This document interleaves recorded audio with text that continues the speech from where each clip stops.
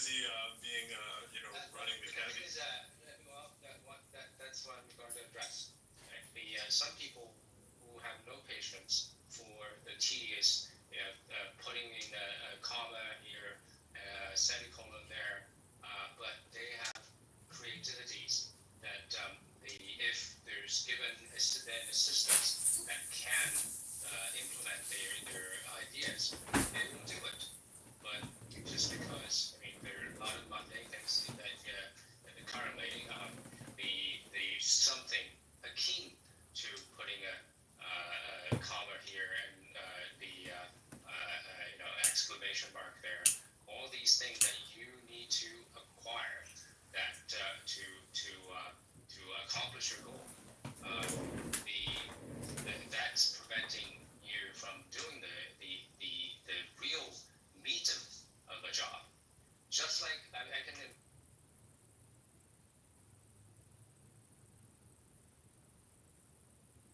Nah, bro. Alright, you just need just a 2-minute time up. Go ahead, Wolfgang. I forgot. Oh yeah, that's crazy. That's crazy.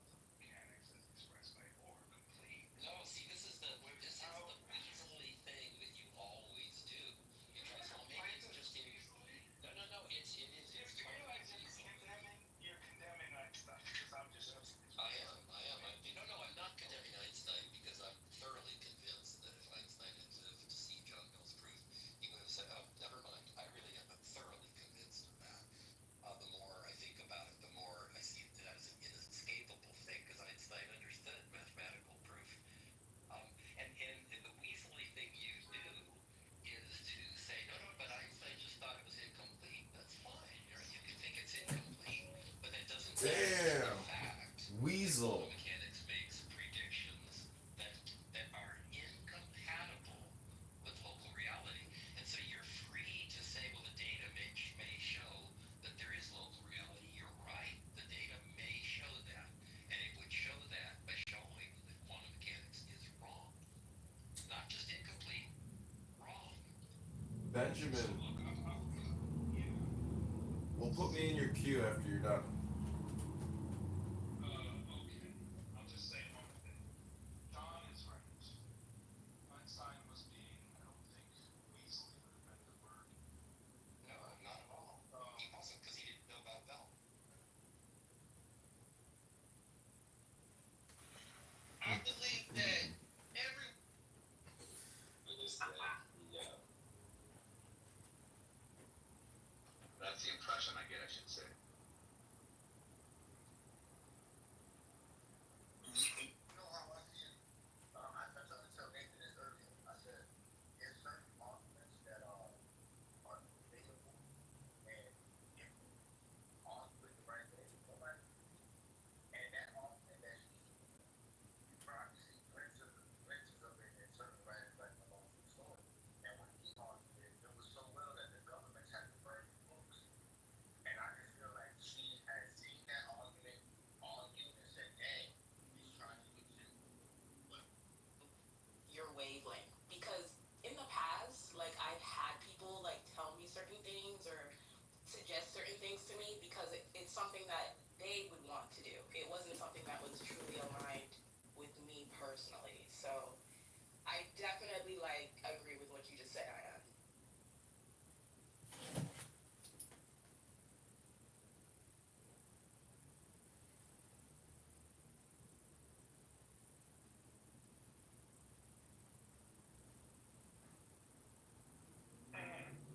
Thank you. I appreciate that. And it's been awesome. I really love doing readings. I'm gonna miss him for a bit, but I gotta rest. Okay, y'all. So, I have to start class soon. I'm super duper duper duper duper duper duper. Just like to let you know, my club is done. There will be no club anymore, but I will be having an outlet soon where I'm going to be talking about things like more so behind the scenes. So stay in tune for that. Also, y'all, we have 3 more motherfucking tickets to New Orleans. If y'all don't know, I'm doing a third year of New Orleans. I'm super fucking excited because I just cannot wait to see you all again. This is going to be a 2-day event now. We're bringing Madi. She's going to be doing a lot of ceremonies for everybody. She's going to have a healing ceremony. She's going to do.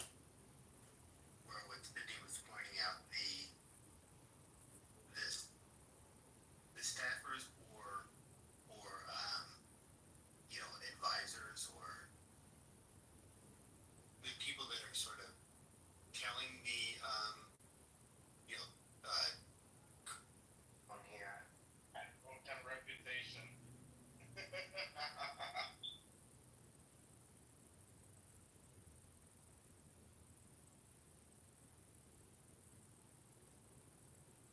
It'll be Oh, this.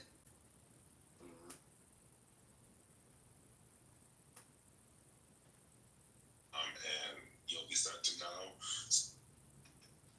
get it, nigga. Nathan is thinking about playing Fortnite, and he needs to be equipped. He needs to be able to transfer his real life battle skills into Fortnite.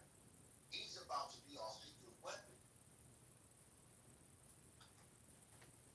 You guys are still playing video games? Yeah. At what point do you realize that, like, it's all spam? Whether you're in a room here talking and listening, or playing a video game, or watching TV, or watching a movie. I'm just asking, do you realize that it's spam and you choose the spam you eat? All right. Well, because you said asking wrong, I'm not gonna take you serious. Good. I'll take him serious. So, John, I'll ask you this: are you afraid to be intimate? No. All right. I'm not going to say I heard the shakiness and the fear and dishonesty. So I'm going to give you the benefit of the doubt and say you have a fear of intimacy, and you can't even share with the people around you. So now you see Wait, do you have a fear of intimacy? Are you projecting? No, I'm analyzing, and that's okay because we are here to help. You ever heard of the Avengers? Each and everybody here has a specific skill set that is unique to recruit. Wait, you guys are superheroes in this room? No. See, that's childish. No. We're more like helpers. Like street cleaners? Like you clean the gutters? No, we are helpers. You see, inside every individual, there are certain inner faculties that enable them to be better individuals. You see, in the idea of boredom, which is depression, it is the paralysis of your productive powers. And now we realize there's certain things that you're disabled at. And now we want to give you a wheelchair, a crutch, in order for you to begin walking on your own. So let me ask you a question. Why do you go by the name Loki? Honestly, it gladdens me to know that all things prepares for a feast. Tonight, I shall be drinking ale from curved horns.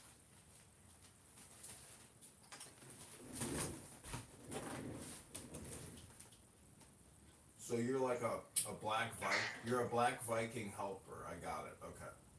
No, I'm actually a black Jew. Even better, right? You're Jewish? Look at my PTR, brother. You can see I my just see a black guy playing pool. I don't understand. What makes you a Jewish black Viking? I know it's the camouflage. If you look harder, you can see the yarmulke and the TC strings below my waist. So let me ask you something, Loki. What is the source of life? I'm glad you asked. Love is to desire what is good for another. And when we begin to desire what is good for another, no one needs help. And help begins to make the world go round. And that source of life, that delta of the river, is none other than God. And my brother can't enlighten me about God. Go ahead, Jay. That was your game. What the fuck? What happened? My bad. What happened? My bad. What Tell him happened? about God, nigga. So what? Tell him about Yo, God. John. Okay, yo. What? Yo, John. You know about my Lord and Savior Jesus Christ? Please, all our feet, man. I mean, this is when I love us. You don't always love us, y'all, but this is where. My bad, Loki. My bad, bro. I tried, Joe. Yo, John. What's up with your boy, Roger, bro? I mean, he's a human being, and you know he does what everybody else does on this app. So if you don't like the way he does it, maybe it's a you problem. No, I didn't say that. I just was asking. Y'all cool? You go with this room a lot? Yeah, I mean, I record a lot of rooms, and he's another person who hosts rooms. What do you think? What do you think his best quality is when he's hosting this room? I think his best qualities would be one is it's what he calls a sound wall where everybody's just banging and it's so chaotic that it's unproductive. So he controls by being the one green bean. So he basically if you look at every room as a show, and it's 1 to 3 hours. I'm just saying he puts together a good show. I don't remember people talking on top of one another in Roger's rooms, but okay. He said he doesn't have that. I'm just saying. It's like it's bad moderation. Anything else, I mean, if you believe in free market, libertarian economics, not fiat currency, and forever debt and forever wars, that's why I appreciate him, because he has a political and a financial economic perspective, which I think a lot of people are unaware of.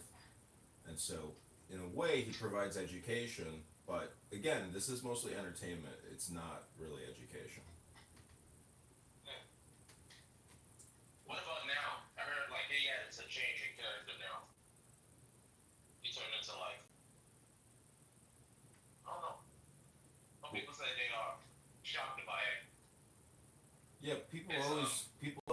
use him as a projection because he's a non-playable character. Um, People use him as like the evergreen Pepe to cast their hate onto him, and Okay, okay. but I would say that tomorrow what he wants to do is he wants to live stream your room and he wants to live stream Patty's. Oh, I in Clubhouse talking all this time.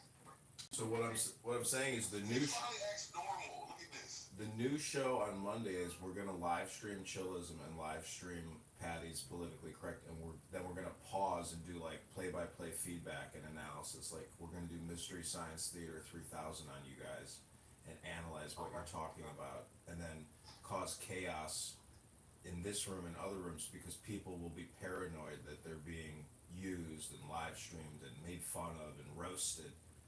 Because I think this app is really like a comedy roast app, and most people don't know that they're comedians.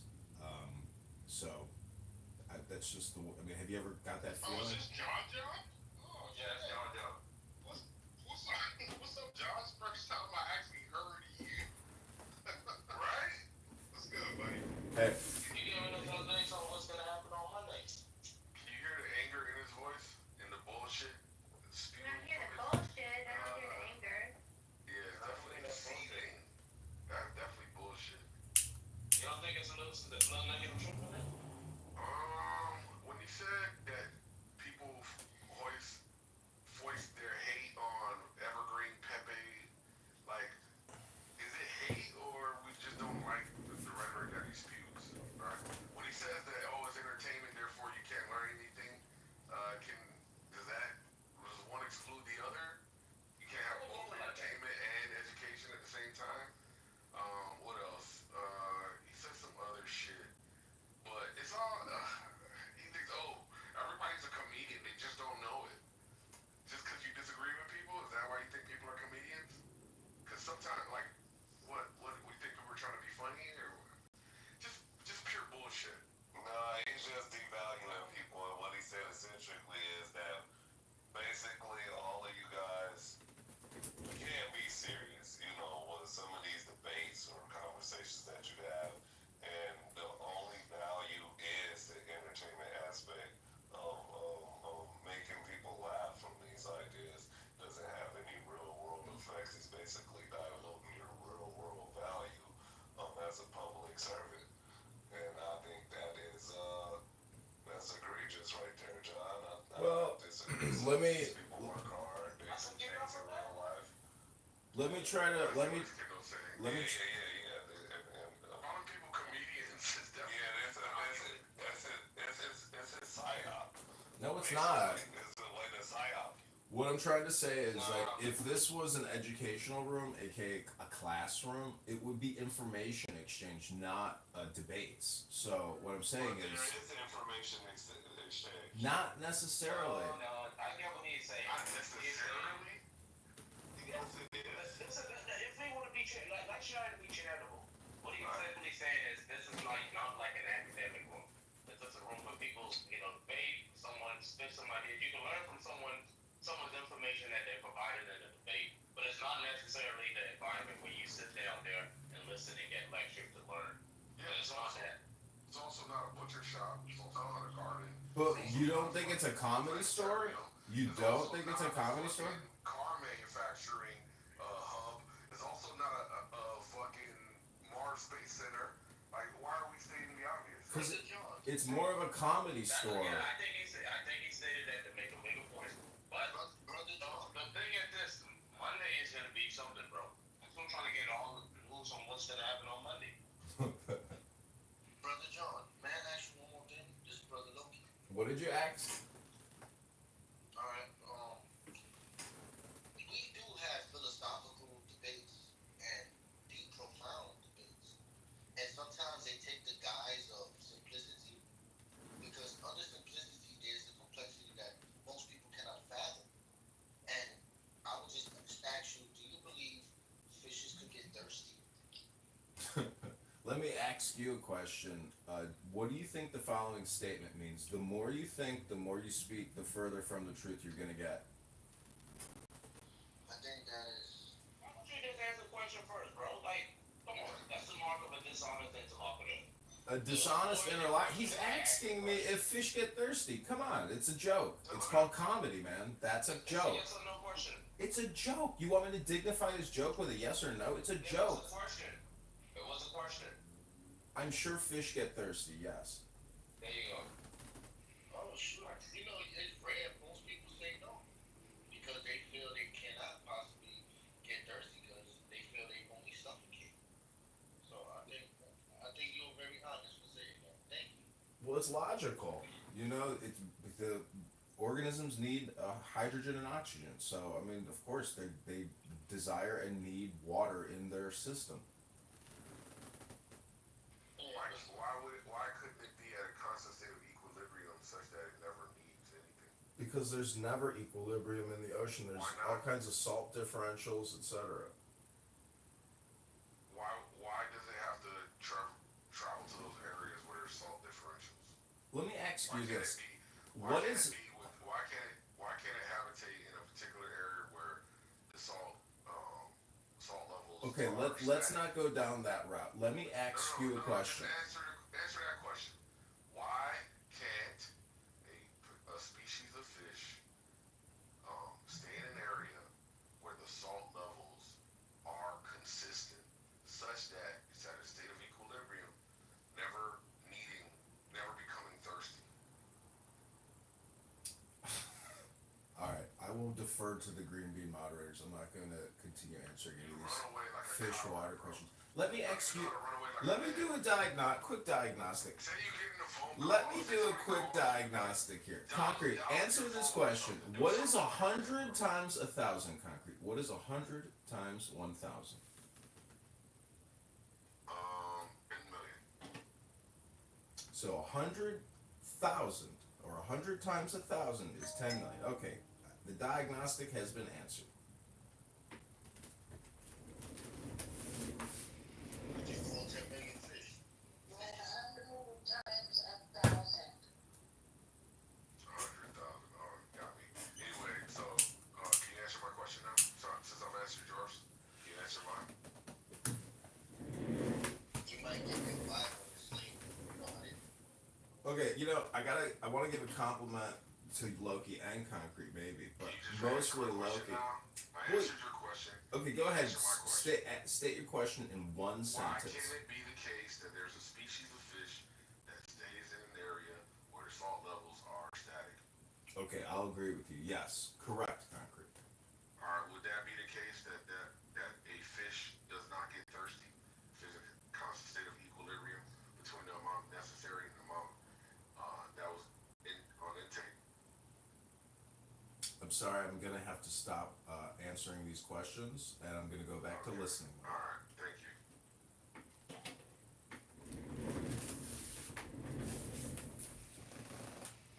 But I'm impressed. Most people never say yes, they say no, and they have articulate arguments. And I'll say that I'm impressed with you, y'all. Name is given, she was a good character. Yeah, but Loki, you know that your whole argument is based on an equivocation, right? No, not necessarily. When fish actually get thirsty and drink water, yes. Especially when they live in a state of dehydration. I think Brad established that they don't get thirsty in the way that humans do. So when you talk about No, that's a equivocation. so when you talk about thirst in the way that humans get thirsty, no, fish don't get thirsty in the way that humans get thirsty. Wow, that wasn't Brad. That wasn't wise. No, the key word is dehydration. Yeah, but look, why would they when their brain doesn't even perceive that they are thirsty? So you agree that you're talking about two different senses of the word No. thirst? No, I'm saying that the biological need for thirst remains the same in both the species. Why? Because we both have involuntary movements such as blinking, and we're not, how you say it, conscious of it because our brain doesn't allow us to perceive it all the time. So with the fish, it doesn't allow them to perceive that they're thirsty. It's a little bit like breathing with humans. A lot of people in this app, I don't think they're breathing anymore. I think they're just chronically thinking, speaking, and responding. They're, not breathing. So let me ask one more question to Concrete. Can a human get deficient in breath?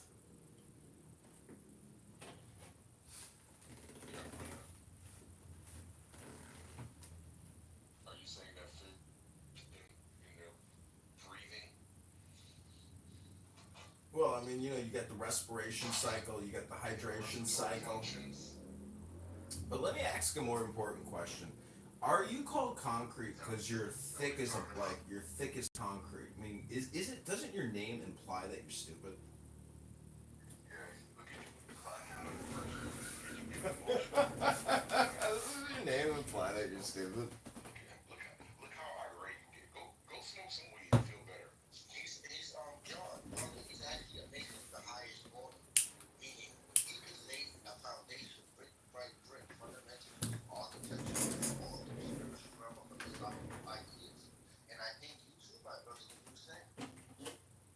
Well, see, as I stated earlier, I believe that this is a roast app, aka comedy. And so when I say stupid, I don't mean stupid as in like retarded or autistic or Down syndrome. Like, I mean that, like, if you are a Freemason and you are stupid or thick as a block of concrete, that's really like the all, or he has become the universe. That's all I'm trying to say. But apparently, that philosophical, esoteric concept flew over his block of concrete. Kendall, yeah.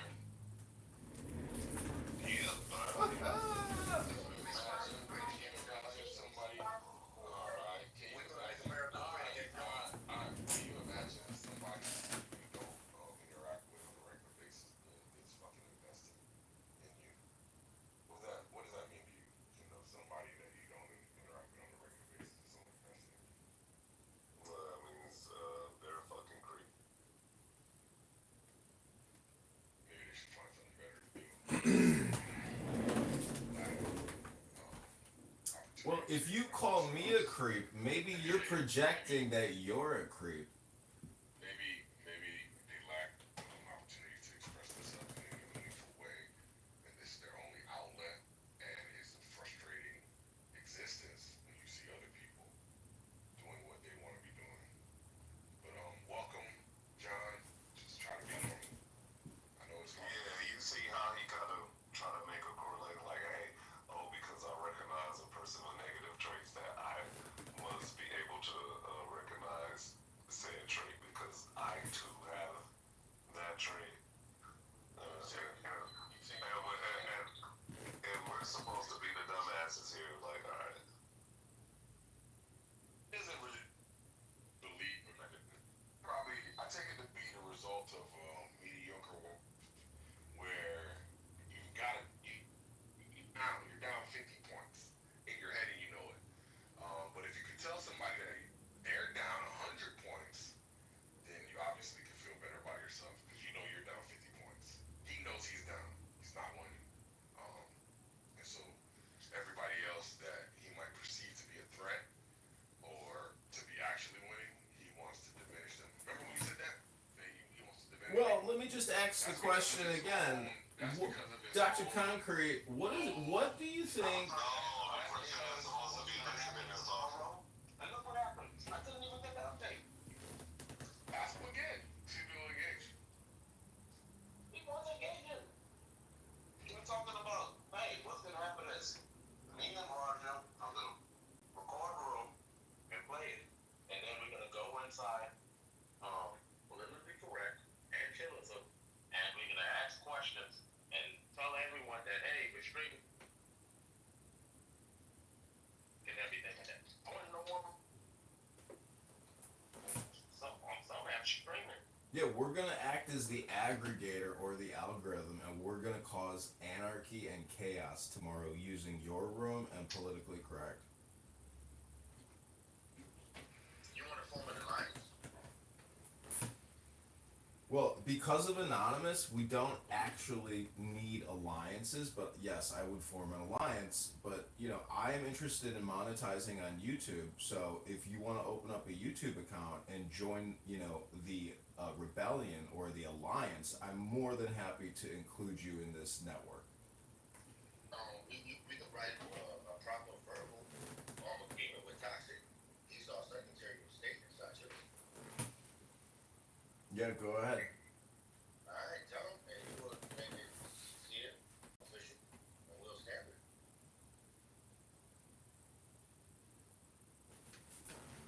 Sometimes diplomacy is the best matter in this type of situation.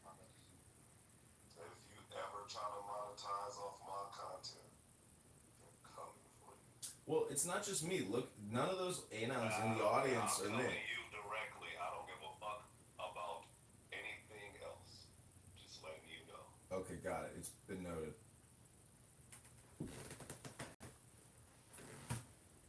Anybody else want to get the same notation?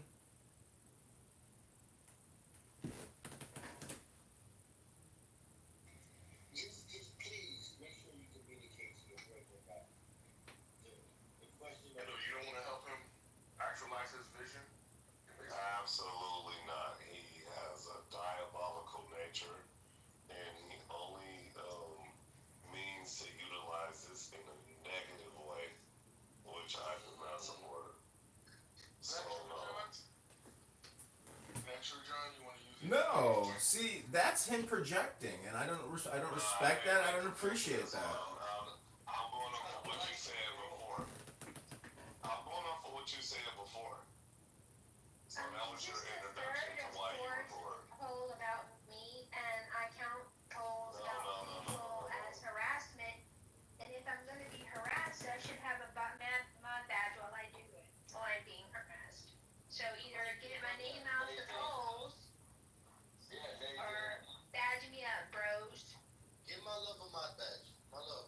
I don't really want a mod badge. I just want to be not in the polls. I have PTSD from my name being in titles, and I really don't feel like being the subject of conversation. Aww. That's Hey, Bima. You're popular, Monica. I know. I just can only have so many flowers, Bima. My house is filled with them. Well, I mean, if they're begonias. Oh, yes. Hey, Bimo, can I ask you a question? Yes, go ahead, Jacob. Earlier, for the past couple days, I had people stop with a profound question. Here's the second.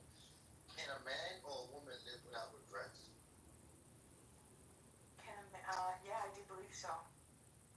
So you think people can be perfect? I don't think that living without regrets is perfection. I think it's the acceptance. It's just the ability to accept what is and to make peace with that. So you think somebody could make 100 choices, and out of 100 of them, they can never look back and say, I should have made another? No, I'm saying that.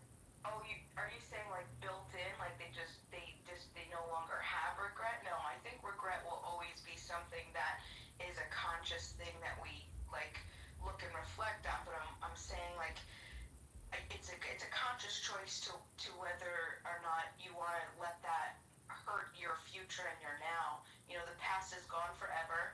You're never gonna get that back. You're never gonna change that.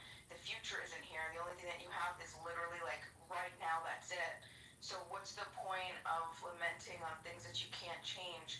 And I think that there are people that have been able to. I think it's rare, but there are definitely people that have been able to make peace with decisions of regret.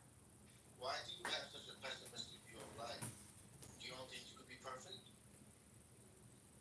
I think atomically, each and every one of us is perfect already. I think that's why I have it in my PTR or my bio. In my bio, I say you're perfect. Exactly. But it's not fun. Here, Charles, a little bit. Refresh the head. Again, I have the merchant events queued up on my laptop to watch on the very long train ride there. How long? 3 nights? How long have you been? Just 3 days? Yeah, 3 days. Where are you flying from when you leave? So what? Where are you flying from when you leave? We'll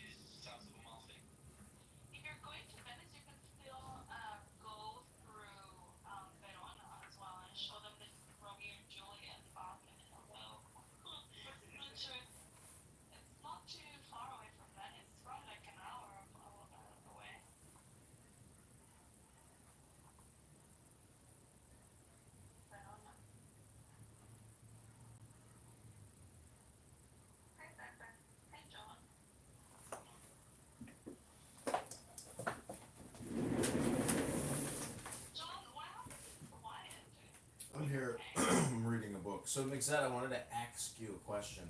I wasn't sure it was you, actually. I thought it was someone impersonating you. I wanted to ask you a question. Do you know that today is a fast day? Really? Fast day. Yes. I'll just a few facts that the Jews have during the year. They all have like cardinals. There's long, short, male, female, black, and white. Today is the black. The destruction of the Beis Mikdash. The expulsion of the Jews from Israel. Today we commemorate. So, Mixed, let me ask you a question. As you travel the streets of Italy, how do you view Judaism in comparison to paganism? Is it, historically, is it cultural? Is it political? And how does it all work together? I mean, like, it's a fair question. The answer is mostly yes. Like, it is cultural and political.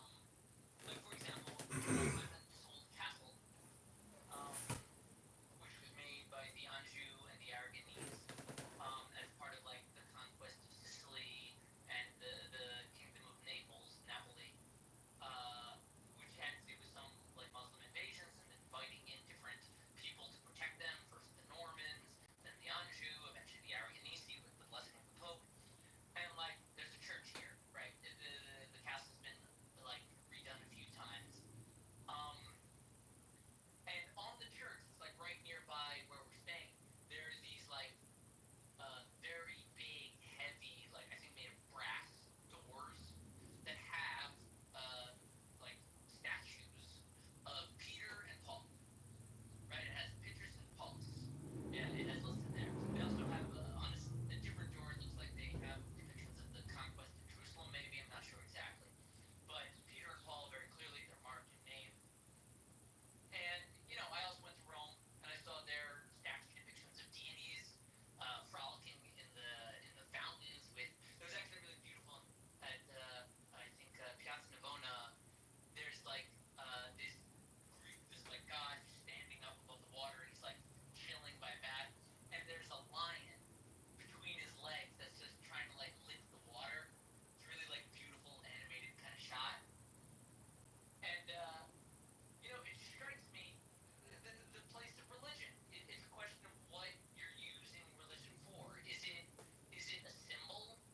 Is it a rallying cry to unite people, to express the things they already feel? Like, I wish I could be so dominant over a pool that a lion was licking up the water between my legs?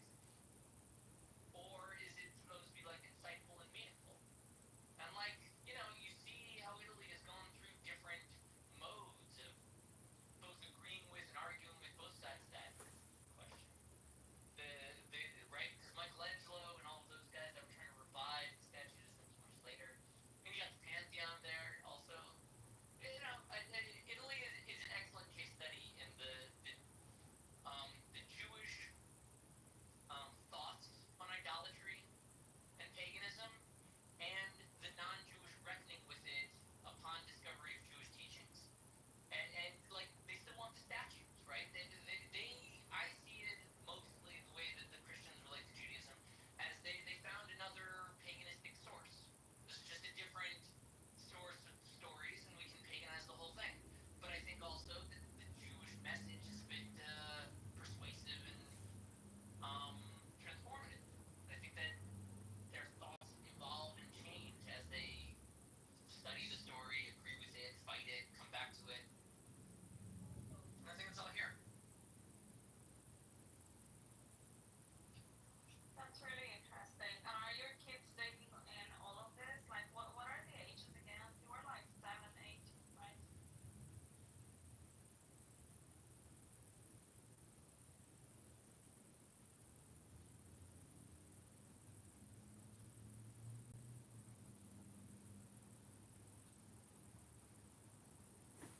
Anyway, why have you been quiet, John?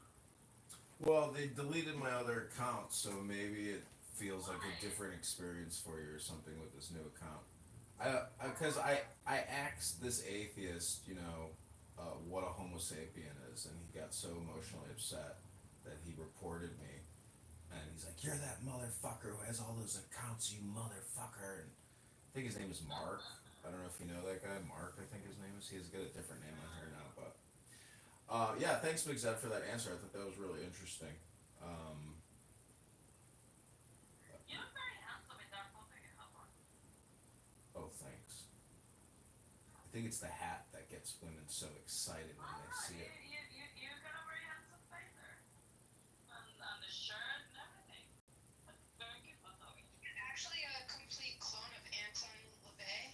I don't know who that is, but he's got a nice smile. The beard is nice and groomed. Danny's You look very projecting. handsome. Danny's projecting onto me. Danny, do you think you're a witch?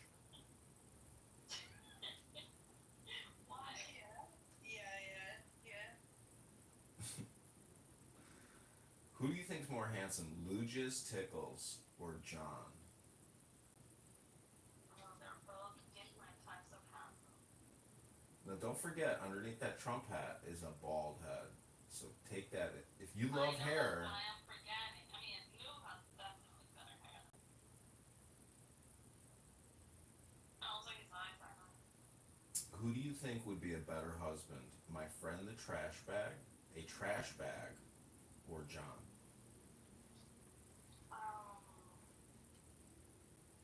I don't know really. I think my friend lacks a little bit of spine sometimes.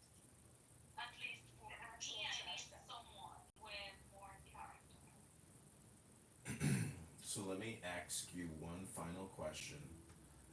What do you think the answer is to the super secret hard riddle known as the riddle of the Sphinx? I have no clue what the riddle of the Sphinx is. I mean, you've heard of the Sphinx, right? Yes. And did you know there was like a riddle tied into the Sphinx? No. So maybe Google it. Google what is the mystery riddle of the Sphinx. Amen. Riddle of the Sphinx. Amen.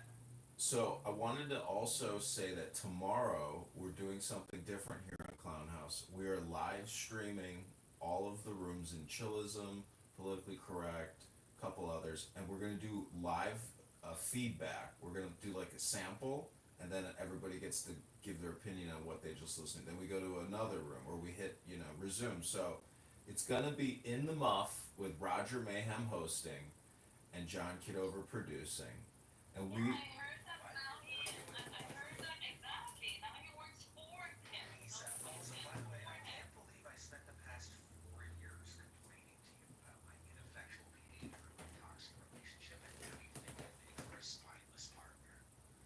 No. I have no. It was nothing referred to your relationship and what you shared with me. It's just like the way that you come across. It's just like I'm not saying that you're a spineless and slimy bitch. I I'm just know. saying that your personality is more I'm not. agreeable. Let's It's say. true. It's true. You need a manly man, and I am a faggot. No, you're not a faggot. Anyway, John, yeah, I hear that now you work for Roger. That's very interesting. Well, sometimes you get confused and you think that the parasite is the host, and sometimes you think the host is the parasite. But in this case, In this case, Roger is the parasite. He's doing your work. no, I'm just saying that it's mutual cooperation, and if you believe that you can organize community organizers and get monetized one day, this is hopefully what's happening. But I do have to stop recording so much Clubhouse because like I have to actually do campaign work to try to get signatures on the ballot to put me, on the. So you're gonna delegate this to Roger? John, if you and need focus on me to your come own get stuff? signatures for you for a week, I could get at least 100. Oh, that's nice. Yeah, that's awesome. Yeah, But He knows that I've done this professionally. well, if you want to fly out here, so what we're gonna do is my friend Jared here, who is my campaign, coordinator, he's got a really nice BMW, and so we're gonna go to the top 15 towns in the district, and we're gonna do interviews with people that live in all these little towns in Illinois, and see what they think about the current congressman, and share with them information. Listen, this is the power of Clubhouse, okay? We are going to make you I agree. I think having Clubhouse is like having a supercomputer. You just have to be, you know, you have to be a good user of that computer. So I hope I'm a good user, and everybody Let's here, help you. yeah, Even I can help you from Sunderland. yeah, 100%. Like this You is to give me a review for Sora.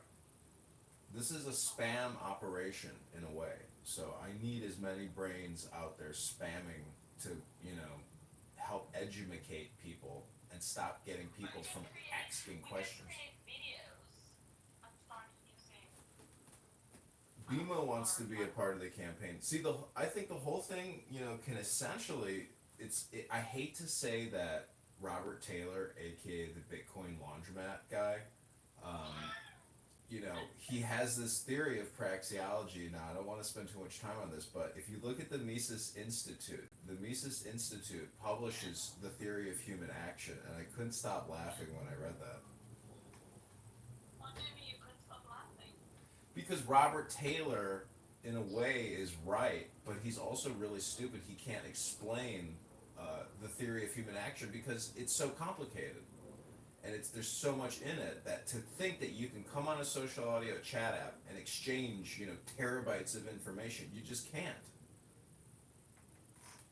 Yeah, I was gonna say what's there to laugh? Like the Business Institute is one of the best places where you can actually get educated in economics. I love it. I don't think people are that complicated, and I don't think the universe is that complicated. It's all just, information. Well, Danny is one of the best crisis actors any political candidate has ever hired, and I thank you, Danny, for being such an effective agent on behalf of Mossad. Oops, did I Freudian slip there? Just kidding, Pepe. No, they don't want me. Are you joking? I was brainwashed by the America. They're just using me as a patsy. I don't know. I was gonna say that I would be the worst for Issa because I ended up strangling a bitch one night. I promise you that. What? Pepe is a sociopath. Did you just figure that out? He said, Bima, welcome to the stage. Bima is also a crisis actress in the campaign to elect John Kitover. Welcome, Bima. Hey, what's going on? Who's the guy in your PTR? Issa? He's an athlete, of course, perfect. This guy is really inspirational. You know, he with that. I mean, he's normal apart from his arms, right? Like he doesn't have arms, like they never grew.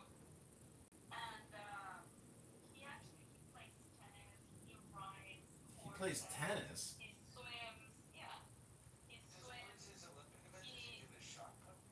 no, he's a gold medalist. In What sport? in tennis, in running, in running, in horse riding, and yeah, I don't know, like he plays a lot of sports, and he's Polish sufficient. Like I met him a year ago, and I was having dinner next to him, right next to him. But he had a steak in front of him. I was like, should I ask if I should cook his food or I should help him? Like I didn't know, like, what to do.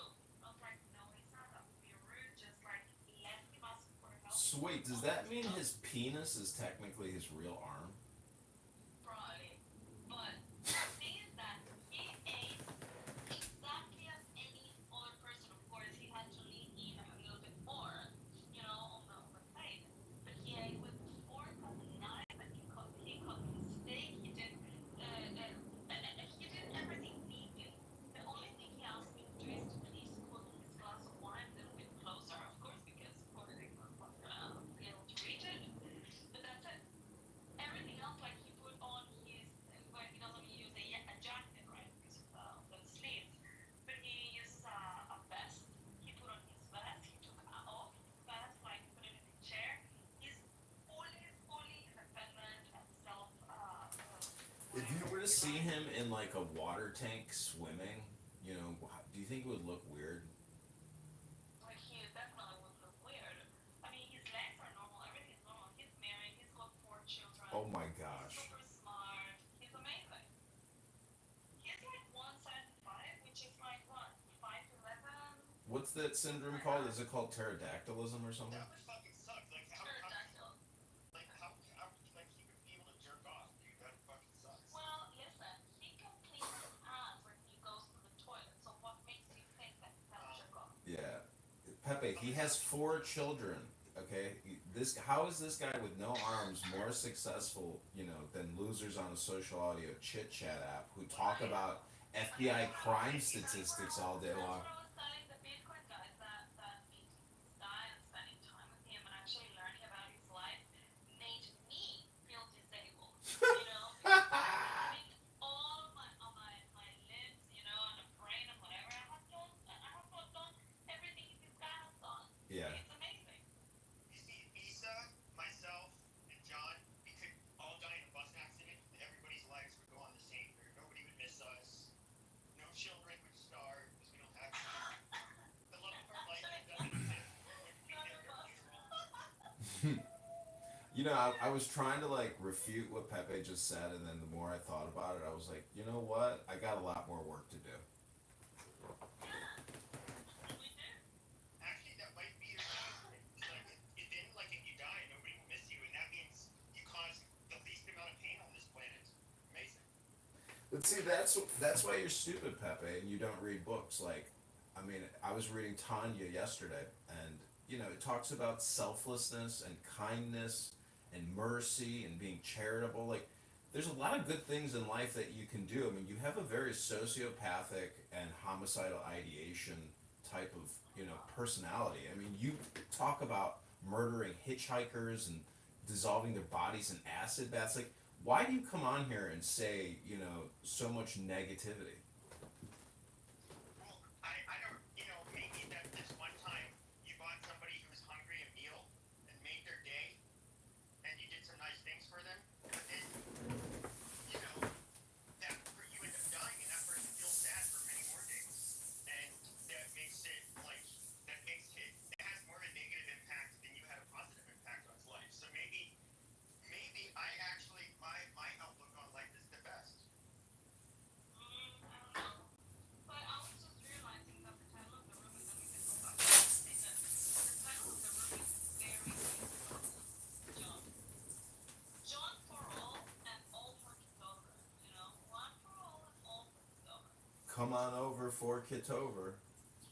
Yeah, I mean, like, you're gonna work for all, and all are gonna vote for you. Well, what do you think the saying "the now is all important" means? I don't know what I can say. But anyway, Pepe. Hold on 1 second. I asked a question. I asked, what do you think? Try to use your listening and your brain skills here. If you want to work for the campaign, you got to listen.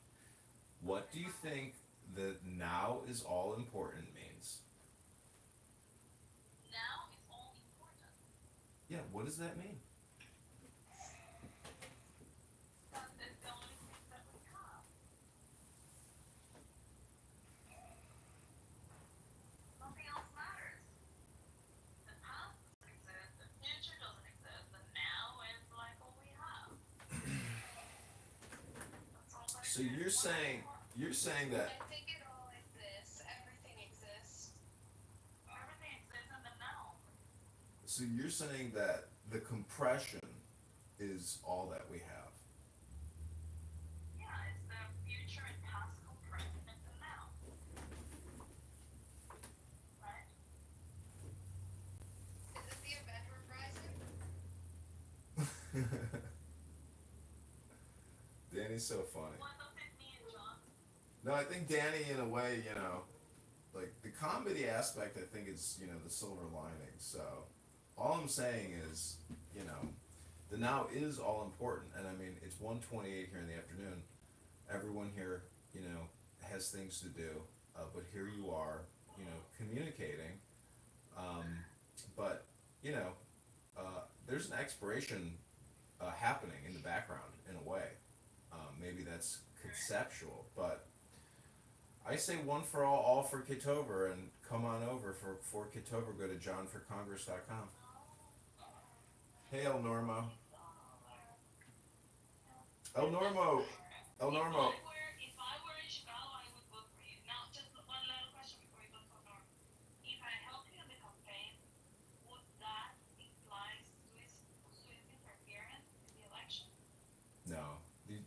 volunteer for the campaign. Anyone in the world can volunteer for John. El Normo, I was really trying to push the buttons on Shapeshifter yesterday. I apologize if I was being crude and coarse, but I wanted to see how far I could push that guy. I understand. I just think that your persona is more erudite and reasonable, and I want to encourage you to stay in the reasonable zone. When you say we, you mean you and your other personalities, like Sybil? I have always loved John. I learned to love him. I learned to love him in the first 3 months. I need a love affair. Yeah, no, I mean, like, at the beginning, well, he used to have this photo of, like, a woman with, like, how do you say, a wig, and she had, like, something in her face. I think it was, like, a purple dress. I don't know if you remember, John. And he used to come to our rooms with salt and just, like, yeah, start yelling and whatever, and we hated him. But then when I realized, like, He this used is to yell John. from point of saliva, but he doesn't do that anymore. So I don't know if that's what he yelled back in the day. But then when I figured he was just a troll, but then sometimes he participated and whatever, and I thought it was interesting. And then yeah, then outside of those rooms, I started seeing him all the time, and yeah, I appreciated him. You have wonderful taste in men, I will say that. I do. I do.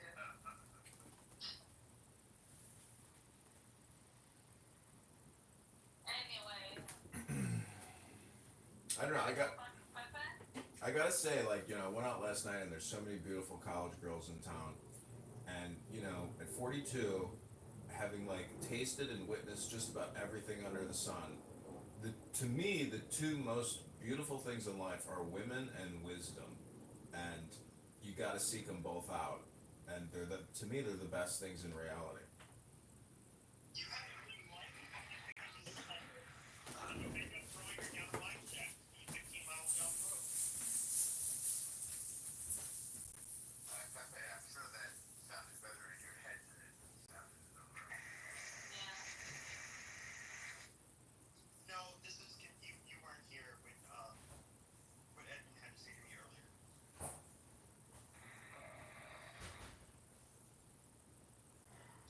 Here's the picture, John. Oh, that's a very good. Oh my God, why is this fun? Do I want to get kicked out if you just like that? Okay. Everybody say goodbye to Jacob.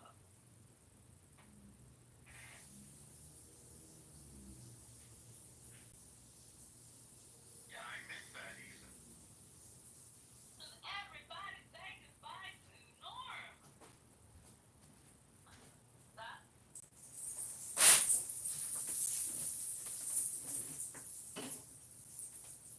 So, Now look at that his photo.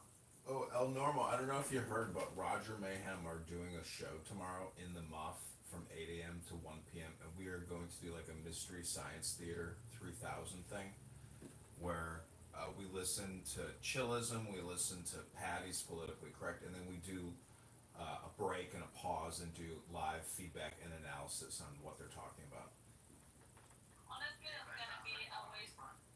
Yeah, that's gonna be a waste of time because you are going to have people just listening into the. I mean, you're gonna waste your time listening to another room that you're not in, and then you're just going to discuss the content. It would be better if you're just recording it, for the snippets or whatever. All of you go into that room, you participate, make them, you trigger them actually to say things that you want them to say. We'll see the. And you trigger them and you participate, and then you go and have a post-room discussion. Well, it's a roast show. It's a live roast show. But also, don't forget, because we have the room open and we're going to title it in a certain way, and we're going to go into those rooms and say, hey, somebody's live streaming this into Roger Mayhem's room. Like, we're going to cause chaos while we do the show. I know, but that's what I mean. Leave a room open, on and have your just like you have your stuff, just with one account. Leave it there,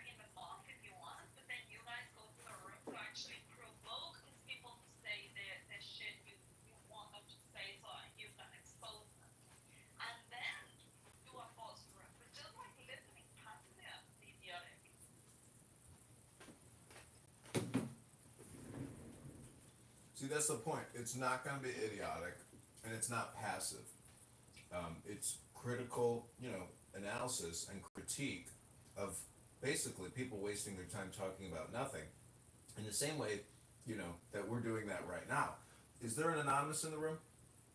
Yep, there's two. So those anonymous accounts, if they're live streaming the room and creating content, um, you know, they're basically filming a show about nothing. And El Normo, I know you're a filmmaker, and so like I consider myself a filmmaker as well, having produced 40,000 YouTube videos over the past couple of years, but really having no success in terms of viewership. So I'm just trying to like. That's like running a hot dog factory and saying I'm a chef. Well, never knock a good Jewish hot dog stand, because the secret is in having a line and doing just a couple hot dogs at a time, and then the line builds up, and then everybody driving by sees the line and they say, oh, there's something good there. So the whole thing is public relations and marketing and advertising and spamming in a way. I mean, Eleanor, do you think like the greater the product, the greater the opportunity to spam it is, but you have to find essentially a way to create a mind virus, which is free clicks. So that's what I'm trying to do is, and I'm trying to mix it with my political campaign. So that's my theory of activity, or as the Mises Institute says, the theory of human action.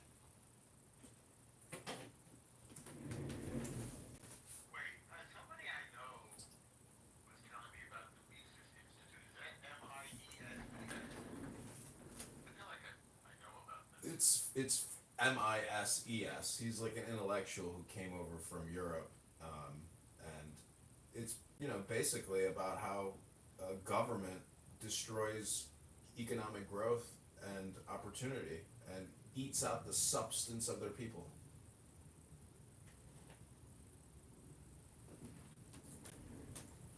I had a friend who was a New Yorker writer named Stanley Mises. I wonder if there's a link there.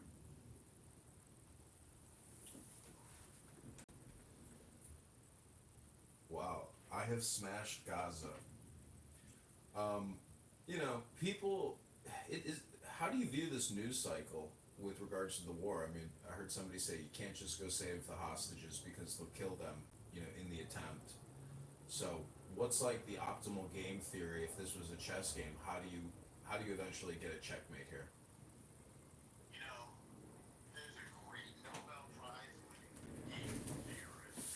Unfortunately, I don't remember his name, but somebody out on that name right away. You can find the YouTube. He's old now. Number one, if you offer them more than one, like criminal prisoner that you have in your jail, they will offer more than one for a hostage. You're an idiot. You're a fool. According to game theory. So you don't trade 1,000 for one. That's number one. Also, I don't think the negotiation does anything except encourage them to do this again, unfortunately.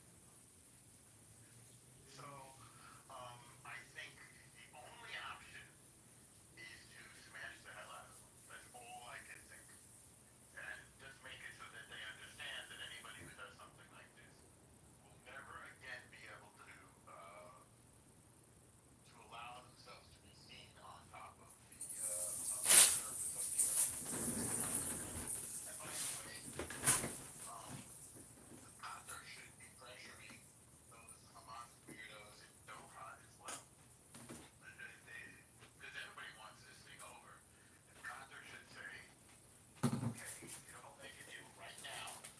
We're going to take, we're going to stop your cruise service. Because by the way, they did something like this. They took away their personal weapons to try to pressure. So first we're going to stop your cruise service. And then we're going to kick you out of the five-star hotel. And we're going to let the Mossad do whatever they want to you. You know what that's going to do. And I think that would end this time already.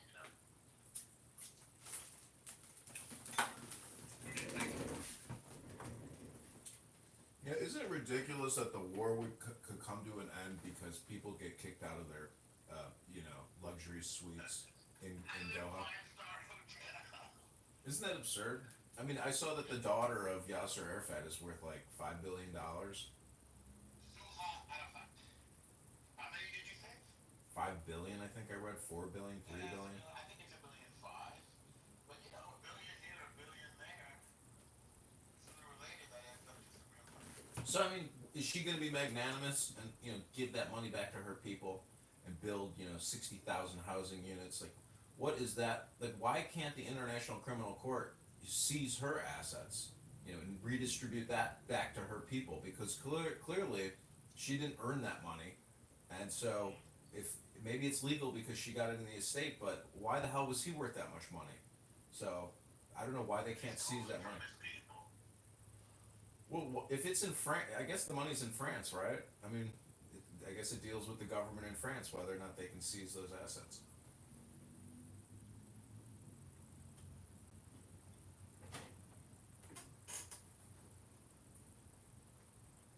France is a cool place, and I just think that they're being blown by by their immigrants. The winds of immigration are affecting their decisions. I don't take it seriously.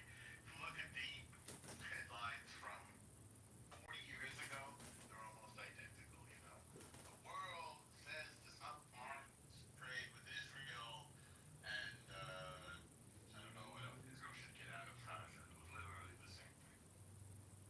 Israel should, honor the 1950s Airport. It's almost ludicrous nonsense, but it reflects the fact that the world doesn't want this to go away. It's upsetting to have to look. People don't want to open their morning newspaper or their, even digitally on their iPad and see pictures of kids. I mean, nobody wants that. I understand that. You know, I am not for abortion in this country. I think we should be giving women checks of $10,000 or more to have children. I don't think we should be paying, $1 billion monthly for abortions in this country and killing, 80,000 children a month. So when I see, dead babies or malnutrition people dying, I know that that's nature itself. But what is happening in America to me is unnatural and it's not natural. And it's very sick, I think, what we're doing in this country in our medical industrial complex and with all these abortion doctors. And so, to me, justice for October 7th and, attacking the Supernova Festival and taking all these hostages is, an opposite and equal response. You attack the Supernova Festival, you cause a supernova in your city, and there goes your civilization over there and that beautiful piece of real estate. So I think everything can be rationalized, and America is a perfect example of a place where you can rationalize anything.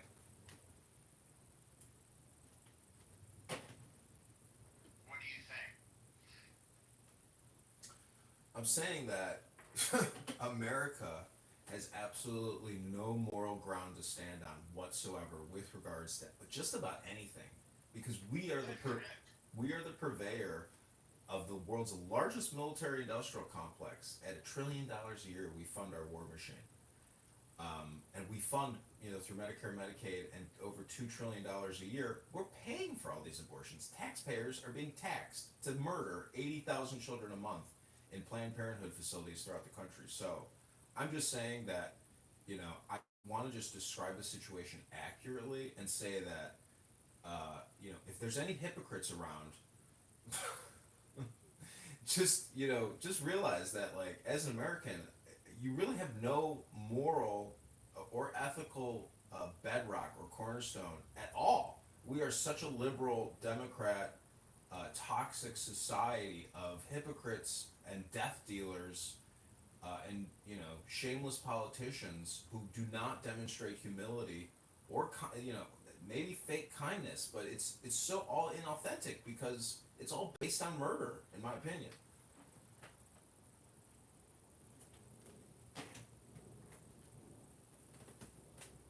I've never heard you say that. I don't think that there's any more reasonable conversation about abortion that doesn't acknowledge its right to make that decision.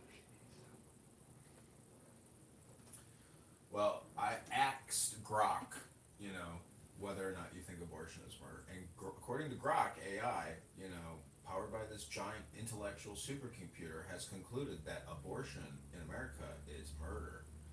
And if the AI that we supposedly want to keep talking about all the time because it's all important believes that abortion is murder, but that's just one platform. So, anyways, I'm just opposed to abortion, but it's not. To me, it's political. Everything is political. The debt is political. Abortion is political. Vaccines are political. LGBTQ is political. BLM is political. This app is political. Your Instagram is political in a way. I mean, everything. Not yours per se, but I'm just saying that all communication is political. It's spam. It's projection. Or it's propaganda. I mean, I'm just saying people are now in a communication place in 2025 where they've never been before, and it's so polarizing and addicting, or stupid, but it's basically all spam. And so, part of personal responsibility is choosing what kind of spam you're going to have for lunch and dinner and breakfast.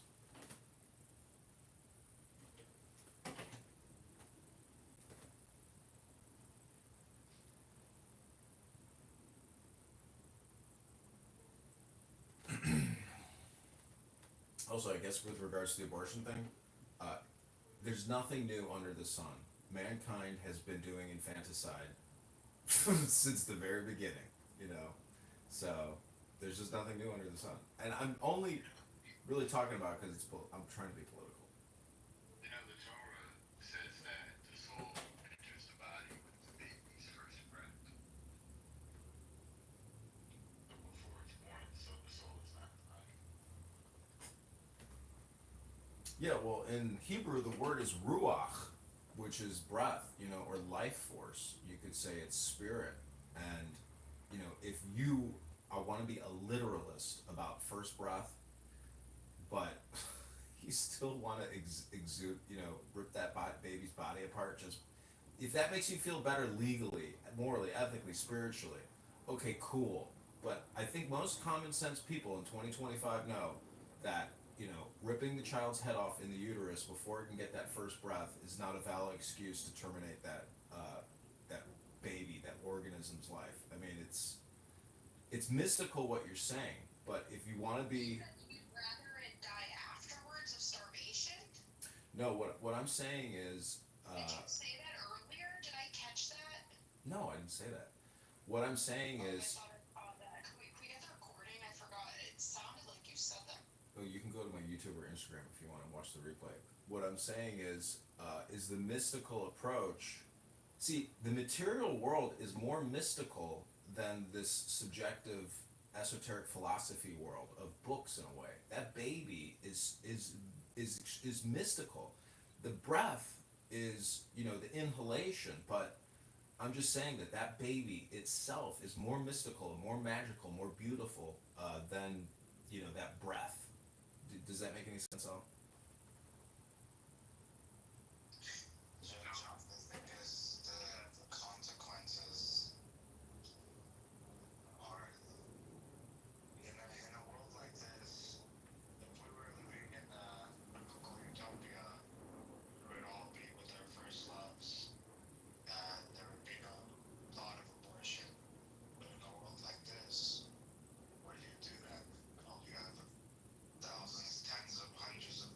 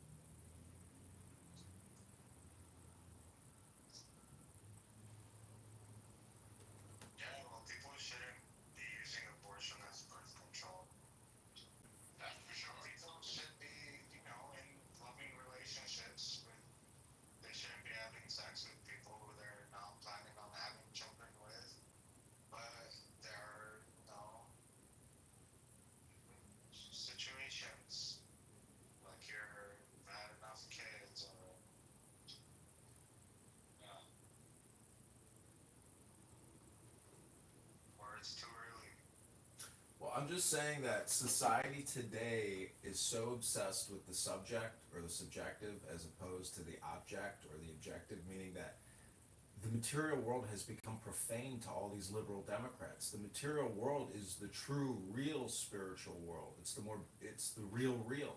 And because people are so addicted to politics and propaganda and mind viruses and thought control, you end up having unnecessary death. And I think, the abortion doctors, table is open to criticism.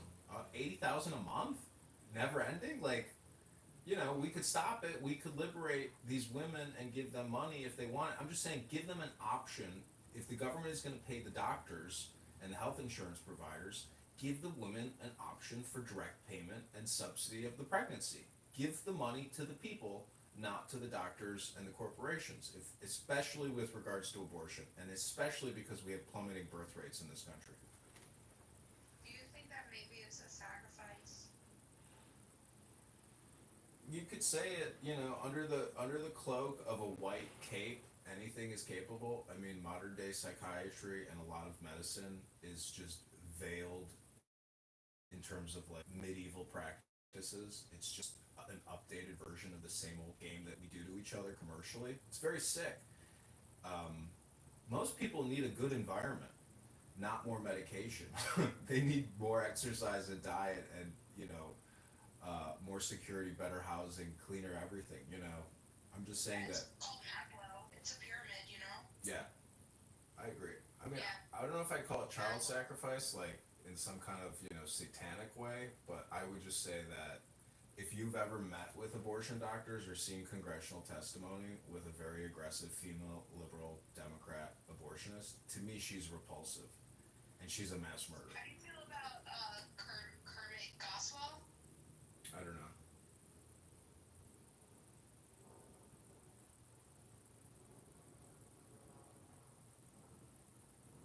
But, people get exhausted talking about abortion, so we don't have to talk about it anymore. But, if Hamas understood philosophy and they were able to secure a deal and take a knee, they should do it. Because that act of humility is what saves their people. I just hope there's like enough intelligence in their network or some magnanimous leader who can convince their people to disarm and have a new future and have it guaranteed in writing and publicized prior to the actual, so everybody knows they're not getting cheated. Because there are going to be a lot of complainers on this app who are saying, oh no, they never should have done this. They just destroyed their chance of having a homeland, of having their own country. Everybody's such a pessimist on this app. All they do is come on here and just say the nastiest, snarkiest, most gaslighting. Everybody's making an attempt to gaslight as much as possible all the time on this app. It's very sick and obnoxious and disgusting. Not you, I'm saying like, even people like Pepe. To me, Pepe is like a repulsive person. The thing. It's like professional wrestling. He's playing a character. That might not make it better, by the way. But he just, I. Shining a light to the hypocrisy of a lot of things. And yeah, he's in character. Everybody's in character, I guess, but I'm just saying, if you want the world to be a better place, start with yourself. That's the whole point. Yeah, that's great, but Pepe is doing dissecting, social things, so. And, it's not about, like, start with yourself. He started with himself, and I'm sure he's still on himself. And that's just him being on himself, he's learning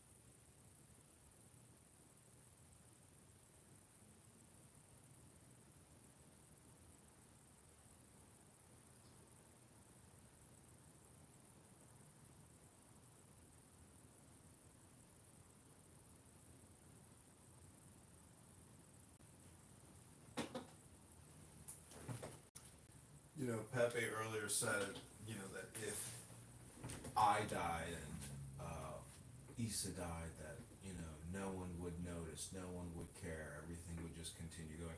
See, I think that type of attitude, is like reflective of somebody who has like is despondent and in despair or not courageous. So, part of like my art project, I like Clownhouse in the sense that like I've created this third party network of YouTube videos of all these people on this app. Because in a way, you are not you, you are everyone you interact with and communicate with. So, to me, I've like mirrored all my activity on this app, so I'm not me, I am you in a way. All communication is projection. So if somebody says you're gonna die alone, that means they're afraid that they're gonna die alone. If somebody says you're a piece of shit, that means that they're afraid that they're a piece of shit. If somebody says you're ugly, that means they're afraid that they're ugly. If they see what a bald, shiny bald head, they're afraid of the day that they themselves will once be bald. And that's as simple as that. Yeah. So what did Pepe lose his mind? Did you and Issa? Because basically what happened? No, I was just kind of making fun of Pepe and then talking about, my YouTube accounts and Instagram accounts.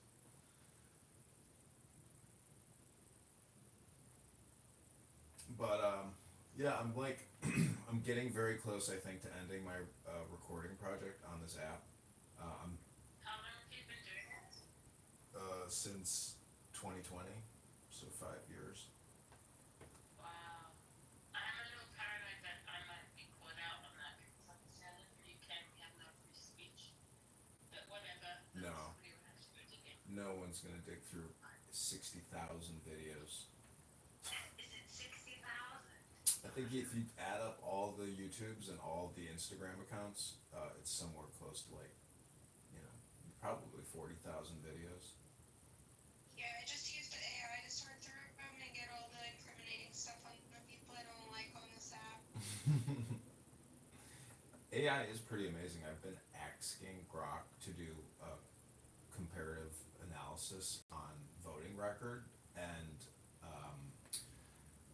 open secrets lobbying records, and it's amazing. But it can like cross compare, whatever is in Google and do like a comparative analysis and do matching. So it's like really a huge. And what's amazing about X is because you can integrate it into your profile. It's like immediate deployment of content and propaganda or counter argument information. So it's amazing how by having it in the platform and how you can tag people, like X is really a different type of platform compared to Facebook or Instagram. It's like it's more it's faster and more easily accessible as opposed to other platforms. X is very dynamic now. I mean, it's I think valued at Do you 150. make it talk to you in Ebonics? No, I don't do that. I can come to Clownhouse to listen to Ebonics. That's a possibility. I can come to Clownhouse and listen to Ebonics any day of the week, any hour of the week. This is a Ebonic colonic. This app is an Ebonic colonic. But what I'd like to do is get back to reading books, because if I just read the Tanya for a couple minutes, I realize how much time I'm wasting here and listening to all these conversations. So I really do want to like stop the recordings and get back to like recording books so I can, thrive and prosper and survive, because just listening to people have random conversations, it's not programmatic, it's not intelligent, and I think it creates brain rot. So I would, as a warning, I would encourage everyone here to spend like maybe 10 minutes reading a book on this app, as opposed to spending countless hours having random, meaningless, and when I say meaningless, I mean that like the conversations are one word at a time. It's not like sitting in a classroom and getting a lecture and a direct transmission of information. You are not doing information like downloading. nothing is happening here. I mean, and I think that's why, to me, it makes interesting content to film, but nonetheless, I know that it's not a good usage of my time. That's all I'm saying. Or I've maxed out the recordings. The one thing that I've got better at not getting triggered when people say stupid shit. The other day, I was with somebody, I won't elaborate, somebody who I don't know very well. They said something incredibly stupid, I won't elaborate, it doesn't really matter.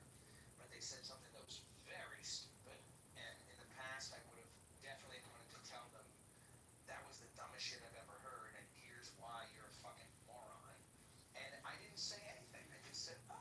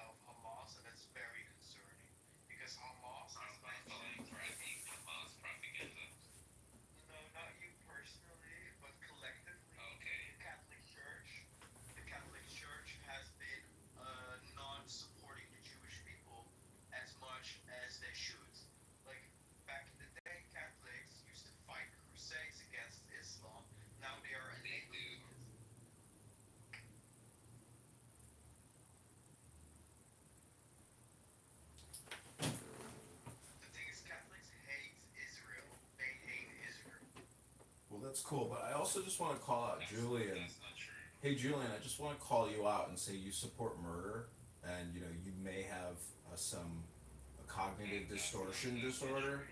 Are you serious? You love Mangione boy. You support Mangione for murdering that healthcare executive. You know the CEO at United Healthcare. Mangione, Julian, is this true, Julian? That's a different subject.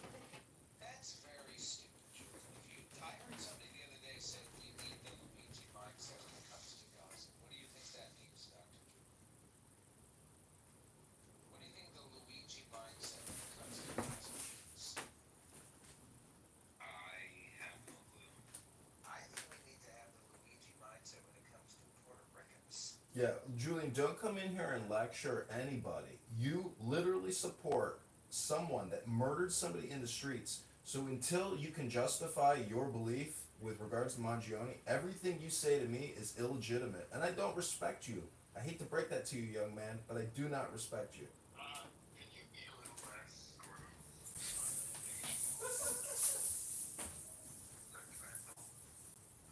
Norm, by the way, you live in New York, right? Yeah, much of the time, some of the time. So, like, aren't you very concerned with that Mohammed Soldani person? Yeah. Because to me,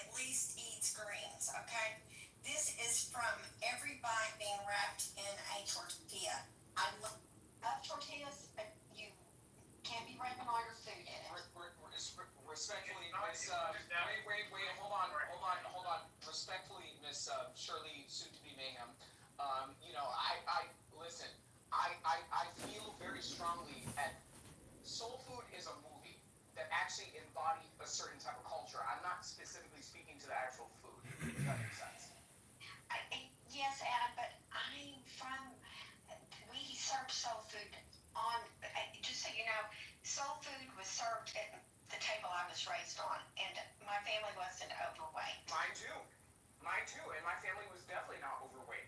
You know, it's one of those things, moderation. You know, have you ever heard of the turkey trot? Yes. Yeah. So it's like a, you know, a 5K run. My dad and I used to do that before Thanksgiving dinner. You see what I'm saying? So it's kind of one of those things where it's like, you know, people don't have a healthy attitude towards fitness in a way that is acceptable in light of the expenditures that America is spending on fatness. Adam, I'm gonna, my comment to this is, back when I ate soul food, once a week I had fried chicken, chicken fried steak. These were regulars. There was a potato on the table every day, whether it was mashed or fried. But here's the deal. Now, people are eating food with preservatives, and I solely and absolutely believe that the chemicals, the natural flavors, they're not telling you what they are, that is behind most obesity in this country. And it used to, when I was in high school, there were 2 girls in the school that were overweight, and they were eating Doritos, and the rest of us were eating that soul food, but we were not eating preservatives. I'm convinced that that's a major part. It's not just soul food. Yeah, so I'm refusing to believe that, and this is what I'm saying. Shirley, it's kind of one of those things where people have access to the same inventory and the same food source, and these same people, based on different activities, are not necessarily burdened in the same way of having effective overweight. Like I'm sorry. Like I'm sorry. Like it's one of those things. Like I grew up in a house where like my sister's overweight, like very much so overweight. We grew up eating the same damn food. Well, to your point, I could eat, if I was at the table and I didn't eat the biscuits and my brothers ate the biscuits, okay. I got you. Hey, for the record, Shirley, I would eat your biscuit. Oh, honey. That's why you're one of my favorites, because you talk sassy to me. Just saying. It's kind of fun when you're like the grandmother and somebody treats you like you might be attractive. I mic up on that.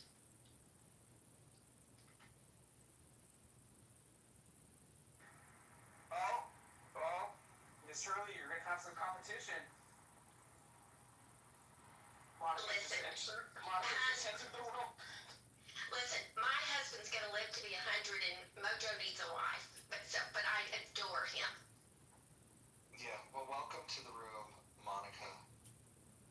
The most attractive, the most intelligent, the kindest, the classiest woman on all of Clubhouse. Welcome to the room, Monica. Hey, I have a quick question because I remember me and Adams did a similar room like this a couple months ago. So apparently, I guess that room's known for its degeneracy, right? So I'm trying to understand what that room, you know, especially with what went down last night. I guess I don't know if there was other things that went on, but where do cats get off in thinking that it's okay that it's okay for an individual or multiple individuals to threaten sexual violence towards another person's family member? And then at the same time, that same individual threatens to do bodily harm with them, and then that person that retaliates that way is somehow right the bad guy. I'm trying to understand where in what world is that fucking acceptable? But that shit goes on. Could you give us a more specific example? So basically, what I'm saying is that last night there's this cat in there, and there's multiple cats that do this shit. So you know, I go up in there and just have regular conversations, or at least try to. So you know, when I was up in there was a guy named Jacobus, and this same individual said he was going to come on my mother or something like that, or do some, basically threatened sexual assault. And I said, listen, if you pull something like that, you're gonna get your head blown off, right? And then, all other people up in the room found what I said to be appalling, but don't find what he says to be appalling in that same back and forth. The thing is that, like, these people, I don't understand like where their mindset is at. But They're probably Muslims. Go ahead. Well, could be, but I just know that that's what goes on in that fucking room, right? Shit like that goes on in that room constantly. For whatever reason, the mods they listen to the shit, but then think that when I say this shit or if someone else, hears something like that is said to them and they say the same shit, they attack those particular people, but don't get on the people that say that kind of shit. Yeah, no. This happens more. This guy by the name of Tiger, who threatened to rape Kelly, and then when we would bring him to the stage, he would double down and acknowledge that yes, he said that, and that he still feels that way. So there's definitely a desire amongst some of these people. They're very rapey. The question is why do the mods condone rape? But then if you say that you were going to, do something to the rapist, then all of a sudden that's where they draw the line. It's amazing. Yeah, no, it is funny because I saw this room title because I was already thinking about doing a room like that to ask, why does chillism condone sexually degenerate behavior like that? And I'm not even talking about being a homosexual.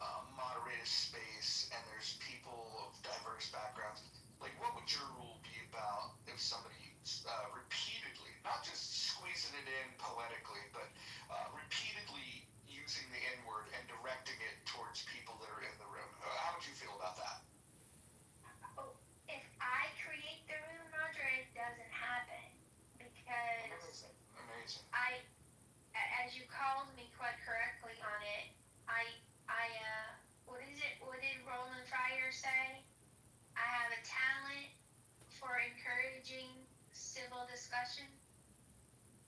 And if I don't get the civil discussion, like Andrew and that other guy tried to troll my room about the crime of being white, I enforce my rules.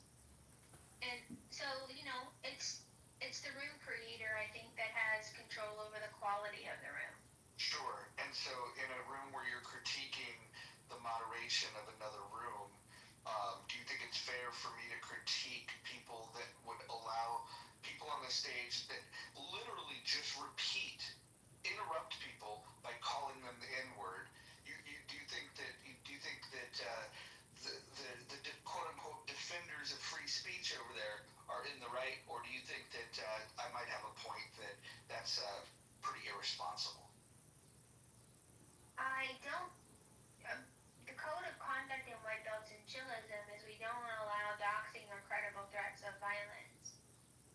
So But what about calling someone the N-word? You realize that could lead to real world violence, correct?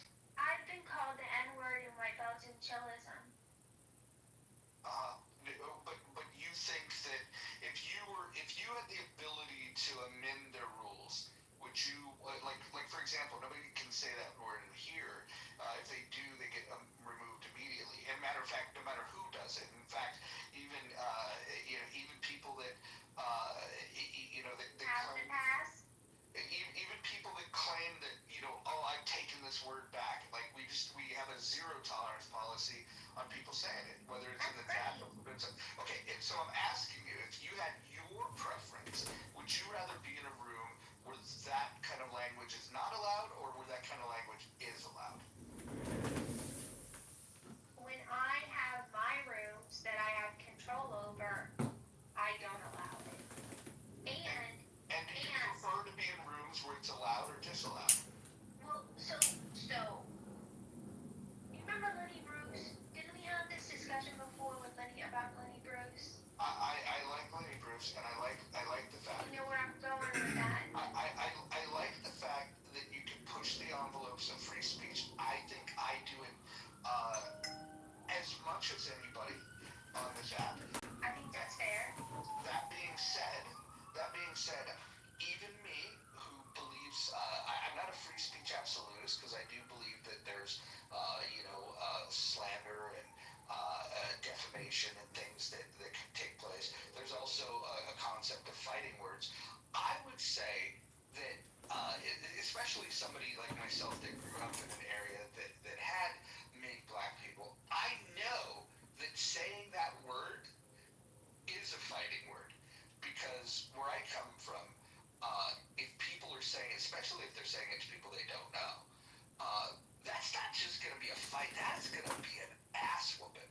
And so it's either people that have never been in a fist fight that don't understand real world consequences for these types of things, or it's people that do and they want the violence. And so I guess my question again would be, in particular to that word, do you think it would be a good idea to just set a rule that we're not going to say that?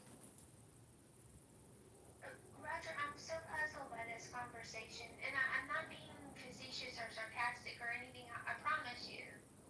Like, how can I control the ugliness I'm not asking you to control it. I'm asking you to control yourself. Well, you have freedom of association, and there are rooms on this app where people are allowed to say it, and rooms on this app where people are not allowed to say that. My question is, why did you choose to associate with the people that freely let that word roll across their tongue? Because I don't think saying a word is worse than being a rapist. I don't think saying a word I'll grant you is that. worse than being a pedophile. I don't believe a word is worse than human trafficking on Craigslist. I don't believe a word. No disagreement there. There are worse things than saying those words. That being said, it's a social audio app, and the likelihood of somebody getting raped on the stage is actually on the stage it's impossible. the likelihood of people saying something that could lead to real world violence, that's highly more likely. And when you start looking at, like, if I were to make a list of 10 things that people could say that would cause real world violence, I would just say that on my list, that word would be included in the top 10 things that would be most likely to lead to real world violence. Is that wrong? Do you disagree with that? I just have trouble believing that words are violence. Words can be ugly. I don't believe words are violence. I'm actually critical of people that make that comment. What I would say though, is that there are words that can lead to violence, but more importantly, if you're trying to send an invite out to the world to say, hey, here's a place where people can get together, freely express their differences, and talk about their ideas, wouldn't it be a good idea to make sure that you don't turn people off right at the get-go by allowing the type of language that derails a conversation? And that would be one of the terms that I think does precisely that.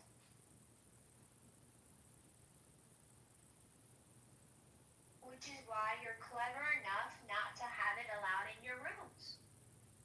Good talk. Amazing. Okay. All right, Monica. Well, thanks for. Disappointing you.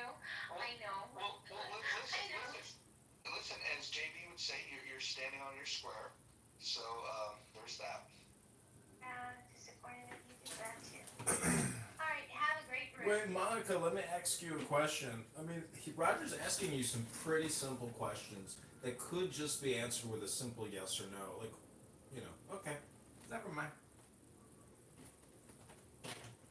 Lordness, you're one of the other anarchists on the stage. What do you say? So what happened with the situation first? Which situation are you talking about? With the title, no, I'm confused what happened with the situation. Which situation? No, I mean, there's a bunch of situations that happen, so I'm a little bit confused on what's the situation for this room. Yeah. So the situation for this room was I created a room with this title, largely in response to the stupidity that happens in that other room. We could talk about the 45-minute debate about Hegel between two people that had never read Hegel. That was pretty idiotic. We talk about the fact that there's no moderation and people are allowed to talk over each other, which makes it very difficult to hold a conversation. We could talk about Bima threatening to dox people. That was an interesting development. Or we could talk about a debate between people on Israel versus Hamas, and the moderator of the room put a poll up because he wanted support, and he lost the debate in his own room by 2/3 of a vote. It's just a collection of the dumbest people on the app, and then a sprinkling of very intelligent people, like Io, for example, will go in there. When Io goes in there, the average IQ jumps a couple points. What's your defense of the room? I mean, I do it more like a. Do you know Jerry Springer? No, I've never heard of her. No, that show. Jerry's show, You mean the mayor of Cincinnati? No. I forgot the name of the fucking show. It's that guy, that old guy that just he's like that main guy. Like he just has a bunch of people join up on the stage and just starts out talking shit, doing all the insane. Oh yeah, Geraldo Rivera. Yeah. I don't think it's that look either. But the point is, look, I am a free speech absolutist. Even What does that mean to you? there's really no boundaries what you could say and do. Could you threaten someone? You could, but the other person could do something back against it. So, are you aware that there's laws against threatening people? Yes, I know. Okay, so you can't exactly say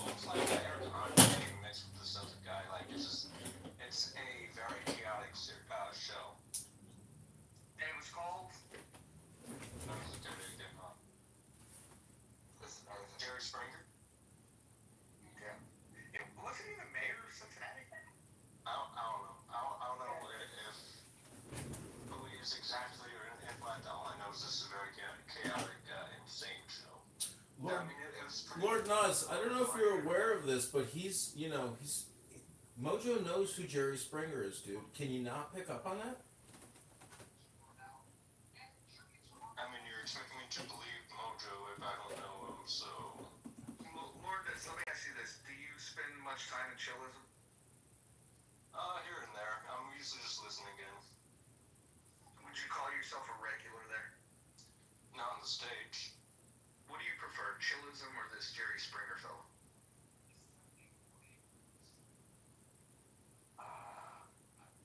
Chillism. I mean, plus Jerry Springer. They stopped airing. If it was still on the air, would you watch it regularly? No. Would you identify yourself as an anarchist? Yes. What does that mean? Absolute freedom. Absolute freedom. Oh, okay. So let's say in an anarchist society, let's say if we were to transition to that tomorrow, if somebody was murdered, who do you call in case of a murder? Nobody. You deal with it yourself. So somebody gets murdered and you call no one? No, you don't. So how does the murderer get caught? You don't. So you're free to murder people?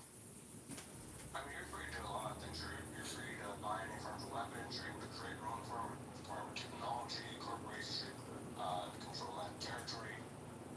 It's a free for all. You're able to do whatever you want without any form of restriction and Including killing people? Again, it's the ideology world of the true literal free for all. Do whatever you want to do, live the life that you want to live. Okay.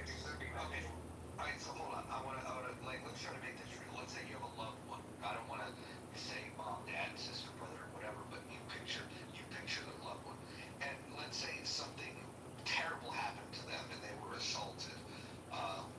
What is the recourse when that happens? And I could probably do something about it. If there's any forms of evidence I could find on the corpse, What if you weren't there and you don't know who did it? Wouldn't it be nice to call someone that can investigate such a crime? and let them do all the work. No, I'd rather go find the person myself. So you were an investigator now? No, I'm just saying I'd rather do whatever it takes to find the person that fucked up one of my family members or friends, whoever I know. You don't think it'd be wise to outsource this to somebody that's good at investigating? Maybe. In this society, you can't pay people to do it. Let me ask you this: the transition from a constitutional republic to anarchy. How do you see that going down? How does that transition happen? There's only two ways of going on this, either through a civil war, which is highly doubtful because either way it's gonna be a two-sided civil war, or a World War III next civil war. Okay, so the only way to get to your preferred system of governance would be through a world war, a civil war, or a combination of the two. Correct. And this is your preference. I mean, look, in the beginning it's gonna be bad and all that, but hey, in the future it's perfect. It's perfect, but you can't call someone to help you find a murderer. Repeat what you said. You said you wouldn't be able to call anybody to help you find the murderer. How would that be better? No, because then you can hire people to go find them, or you could do a lot more. I mean, you could do it yourself. I can choose security Lord cameras. knows. You can do a lot Lord more. knows, can I ask you a question? I just want to know what, I like the expression, there's not a speck of dust out of place in the whole universe, implying that everything is perfect just the way it is. What makes you think that you're 100% sure that, your better option is truly, just not ridiculous? Because if everything is already perfect, why do you think your your ideas are better than what's already happening? Because people still have problems with it, with your ideas or belief system. And if, let's say, people chose to leave this country, right,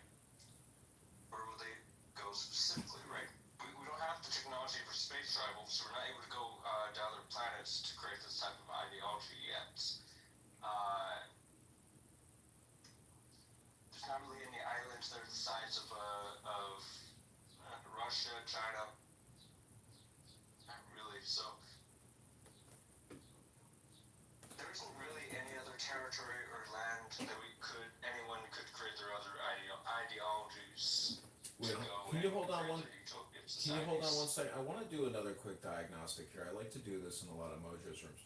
What is 100 times 1,000, Lord Nas? Again, the question is, what is 100 times 1,000? Thank you.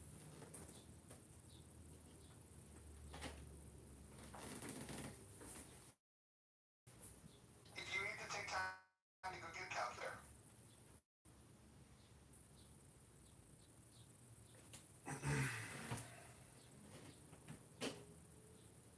So again, the question, Lord Nas, is what is 100 times 1,000?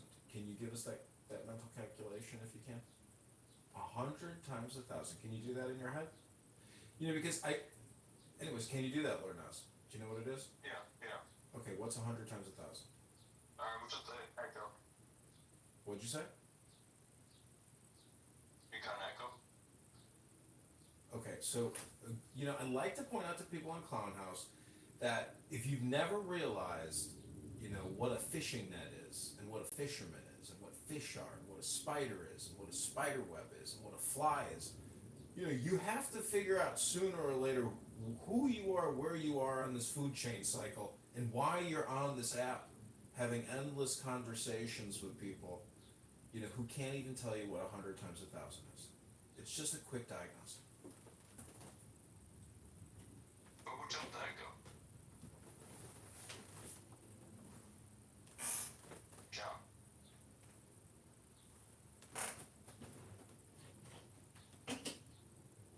Are you echoing over there? I'm sorry, I'm not echoing over here. No, I'm just confused. What's up the echo? Sound like two poems. Lordness, have you seen the movie The Purge? Yeah. So what do you think of that movie? I mean, it's one of my favorites. I do enjoy the franchise, but it is a little frightening. So what if our government decided to sanction something similar, where there's a period of, once a year, all criminal activity, including murder, robbery, etc., kidnapping and rape, were legal? I mean, that's your ideal future, or would you be down It's with that? not going to be like that. I mean, in the beginning, the very, very beginning, it's going to be like that. But over time, people are not going to be killing each other nonstop every fucking day or second and all that. Now, you're going to have disputes. You're going to have problems on land or territory. Different ideologies having conflicts amongst other ideologies. Obviously, that's going to happen. But in the very beginning of this ideology, yes, this is going to be like the purge. But over time, it's not going to be like that. Well, why are you so convinced that the murder? I mean, this is a nation of wildlings, right? Why are you convinced? Why do you think that over time the murders will fall? If in the beginning folks could get away with robbery, murder, rape, kidnapping kids, etc., and there's no one to check them, no law and order, just a chaotic free for all, why would they stop? I mean, well, then, with that hypothetical, then, I guess it would be like a band of cannibals then, at that point. Yeah, those two wouldn't really stop at all, but... Lord Nas, was the French Revolution anarchy in action? Do you think the French Revolution was anarchy in action? What do you think? Wait, let me answer NY's question first. So, I mean, there could be some people that could stop, let's say, like a band of cannibals. Could be. Either if they really want to do something about it, or they're paid to do it. I don't know if you saw the series The Purge, but there's a purge bus, the blue bus. There's a church a couple blocks away from me. They have about a dozen blue buses. I call them the purge buses. I'm convinced that the purge, ground zero of the purge, is going to start at this church because of the blue purge buses. So I'll keep you notified in case we need a hero to swoop in. I'll save this community first. Alright. We got a new poll John, up. what's your... Lourdes, we got a new poll up. You might like one of the choices. Which is what? Look at the poll up above. There's no poll. Oh, you haven't updated the app then. I'm gonna do that right now. Awesome. Ladies and gentlemen, this was So I was in chillism earlier. Go May I ahead. ask a question? I know I will regret it because Paula, you may ask a question. Go ahead. um, Lourdes, are you basing your thoughts on Mikhail Bakunin, or is that something that you concocted yourself? He's downloading the app. Alright, this is new. Alright, let's see. So before he answers that and answers the survey question, Mojo, I announced to the Chillism Room earlier today that tomorrow we will be live streaming them and providing, live play-by-play feedback and doing analysis of them live. So I'm hoping that by trying to organize the community organizers, we'll actually get them to stand at attention and do some, maybe thought-provoking conversations. They'll be more academic, they'll be more professional. And so I hope, our Anon surveillance program will actually bring some personal responsibilities to these rooms. Not only chillism, but also politically correct. So, thank you. Well, and those are not the only ones. I think healthy debates need some monitoring. And if the others want to monitor this room, that would be fine. But I think that this Anon surveillance style that we're going to aim for is going to allow us to take the best and worst of Clubhouse, play the clips here live, and then have a discussion about what they're talking about. I think moving forward, tomorrow we have a brand new, brave new world of Clubhouse. It'll be a new style of content, and I hope everybody's here to enjoy it. Thank you. Can I also add with that too? I mean, it's good in a way of getting people to share their viewpoints instead of hiding in echo chambers and enclosed. Could you please answer my question now? I mean, do you know? Oh, go ahead. Yeah. I wasn't here. I was updating the app. So go ahead. Yeah. Well, do you know who is Mikhail Bakunin? No? And No. you base your thoughts. Okay. So he's never read Proudhon, he's never read Bakunin, he's never read Spooner, he's never read Murray Rothbard, he's never read any of these things. I want to put my ideology in the chat. So I mean, how do you base your anarchism on if you haven't read any of this stuff? I mean, this is my question.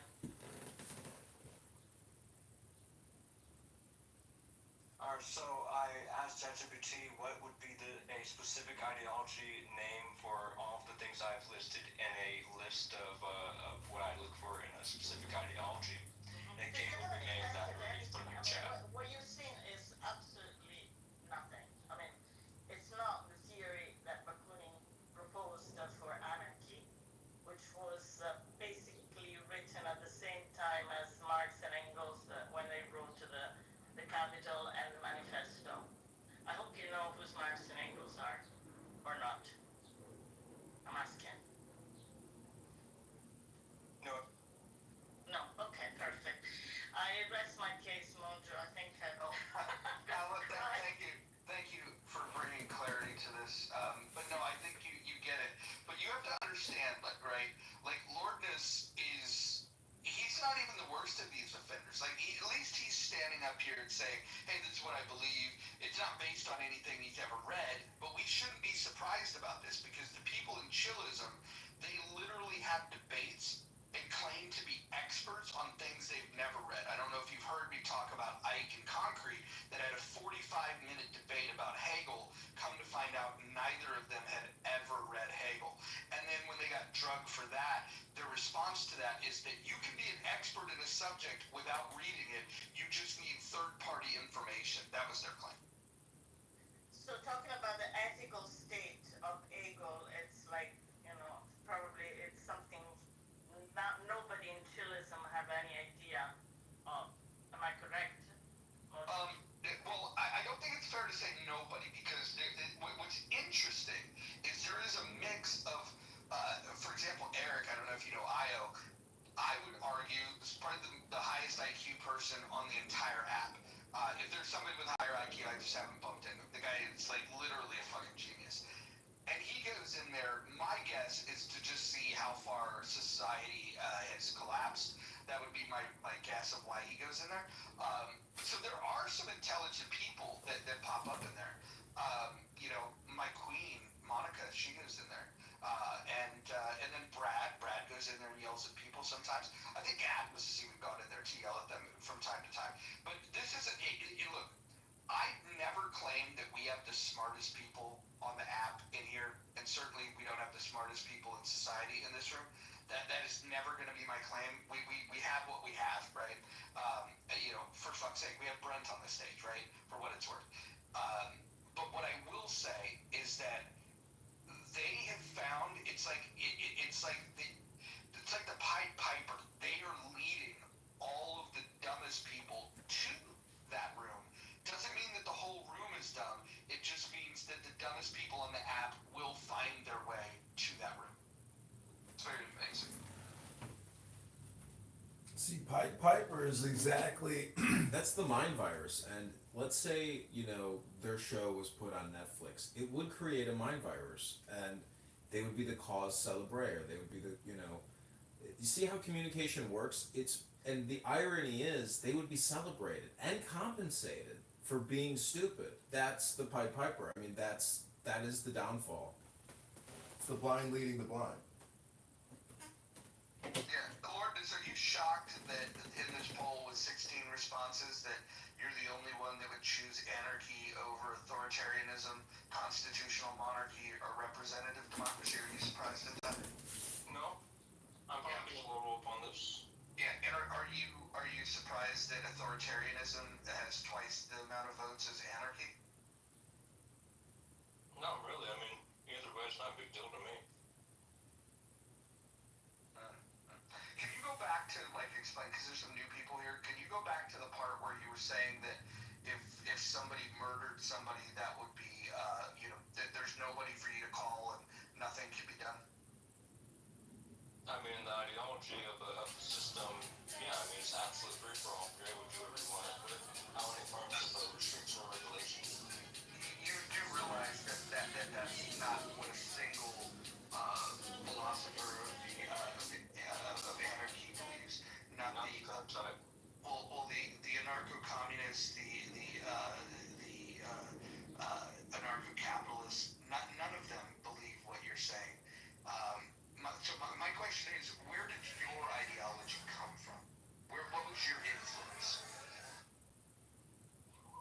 Thinking about a specific ideology that would solve every form of group and individual's problems. I mean, just to go back to what Roger said, I mean, anarchy as a political philosophy, I mean, what you're talking about is a destruction of hierarchical structure, destruction of the state structure, but what they're still believing is local control, associations, etc. Like, there's nowhere, at least in historical anarchy, that you would have had what you're talking about. Obviously, because it hasn't happened yet. But nobody thought that should be what occurs. Just pure omnium state of nature where it's a free for all and you can just murder anybody. Nobody thinks. Nobody conceptually thought, hey, that's what we should go for. It was more, we don't think about centralized state control. We think it should be controlled on the local level through voluntary association. I mean, it's a weakness.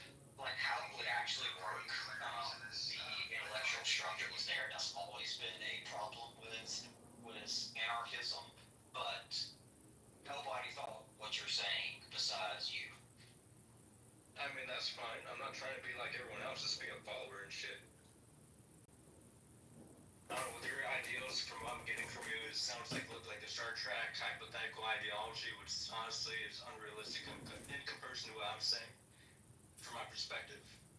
Yeah, I mean, each is his own, and people can call what they believe is a political philosophy, whatever they want to call it. I'm just pointing out that what you're saying is anarchy. It has no real connection to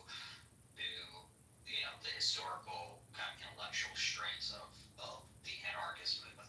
So, I mean, is I mean, this that's just fine. a Lord knows? Is this just a book club? Honestly, is life best lived if it's lived as a book club? So, can I just ask the room a question? Can everybody maybe just say their favorite book? You know, if we could go around and just everybody say, "This is my favorite book." I'll start. My favorite book, it's a simple one. It's called The Four Agreements. It's a good book. It's a short read, and I think if people read it and tried their best to live by it, the world would be a better place. Next. I'll go next. My favorite book is The Biggest Secret by David Icke. It opened me up to a lot of more of my other favorite books, but I think people read that book and over, man, they get a good insight on where the world is headed to, because everything he predicted is happening. That was like 25 years ago. Serendipity. I did, okay, sorry. I'm just going to PTR order as I see it. Um, Actually, maybe let's go. Some people might be away. Paolo, go ahead. I would say that it's a toss-up for me with Candide by Voltaire and On Human Nature by David Hume. Very nice. I would have to say either The Spook Who Sat by the Door or The Alchemist. But then again, I'm also really, really obsessed with the Game of Thrones book series. Have you ever read the book Angry Black Woman's Guide to Life? No, I'm not familiar with that one. I haven't read it either, but it is currently the book that is sitting in the guest bathroom right now. I always like to put a book out so when people are guests, if they have to unload, I want them to have reading material, and I just think it's funny to have that book there. You got a lot of black women as guests, huh, Roger? Okay, I see you. Yes, yes, yes. I would say War of the Worlds. War of the Worlds. Okay, all right, all right. Interesting. Back when Clubhouse was in its heyday, there was a room probably had like 2,500 people in it, and people were just going down the list doing this, mentioning their favorite book, and there was a lot of repeats, in a room like that because there was a lot of people. Um, but the one that comes up quite a bit is the Bible. A lot of people say if you're only going to read one book, you should read the Bible. It gives you a lot. It gives you murder. It gives you mystery. It gives you code to live by if you choose to. I'm not even a Christian, but I think that I would say that the Holy Bible is a must read for people. I would recommend it. But wait, I thought you viewed the Bible as like a book of fairy tales or something. What did you call it? No, I called it Torah fan fiction, but I also believe that in this Torah fan fiction, there are good rules to live by. I like when Jesus was asked, how to get eternal life. He said that he didn't come to he didn't come to erase the laws of Moses. He came to fulfill them. And he said that the two greatest commandments are to love God and to love people. And if you do those two things, you will fulfill the law. So I really appreciate Jesus simplifying things, because in the Torah there are 613 rules. Christians don't do enough inventory of a list that long, so they shortened it to the 10 commandments. There's actually 613 commandments, but that's fine if you needed to make a top 10 list. And that was before David Letterman made top 10 lists popular. So shout out to the Christians for making a top 10 list. Yeah, I wanted to say one of my favorite books in the Bible is Corinthians, and this is the verse from the 13th chapter. It says, "Love is patient, love is kind. It does not envy, it does not boast, it is not proud, it is not rude, it is not self-seeking, it is not easily angered, it keeps no record of wrongs, it always protects, always trusts, always hopes, always perseveres. Love never fails." If people on Clown House really had that type of attitude, this would not be a toxic app.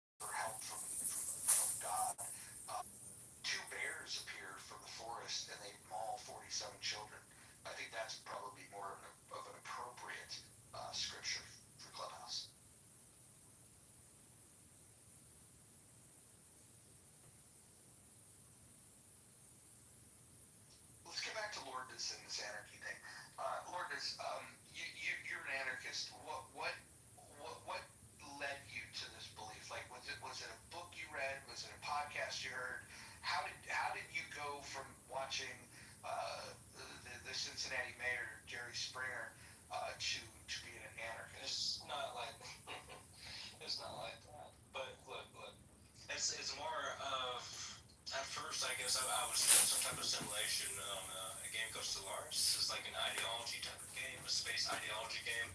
That you're testing out different types of ideologies and seeing how they progress and all that. You're seeing it from like a very detailed perspective of different story arcs and all that. Just looking into like a full on in depth simulation of how a ideology could form and progress in a massive scale. So you And that's already hold on. Pardon me, but so you played a video game and you simulated a government structure where there is no government and it was pure anarchy, and you came away with that this is your new ideology. No, wait. Somewhat, not fully.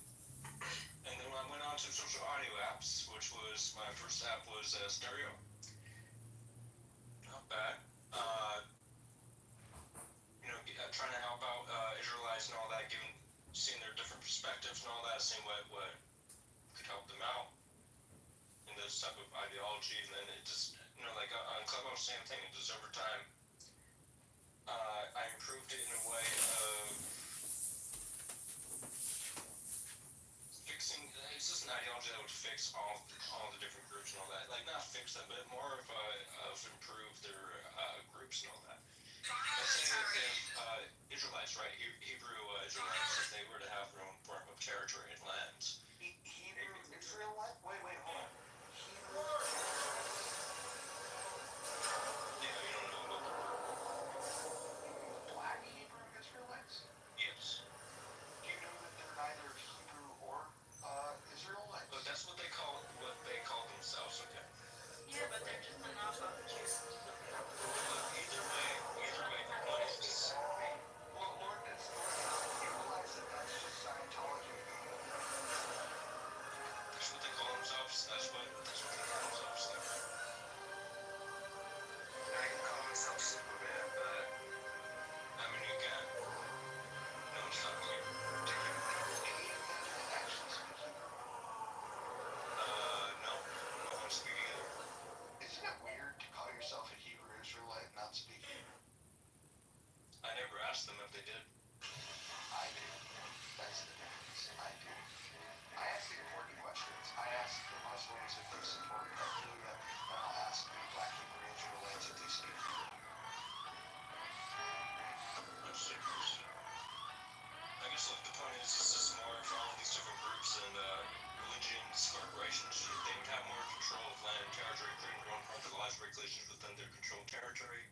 The neutral territory, obviously, it's a little bit more isolated, but beneficial in some way. From privacy. You know that like nobody really speaks ancient Hebrew. Like people today about ancient Hebrew. It's some scholars that But don't you think it's weird that the people on this app that identify as Hebrew Israelites, the only thing that they speak is Ebonics?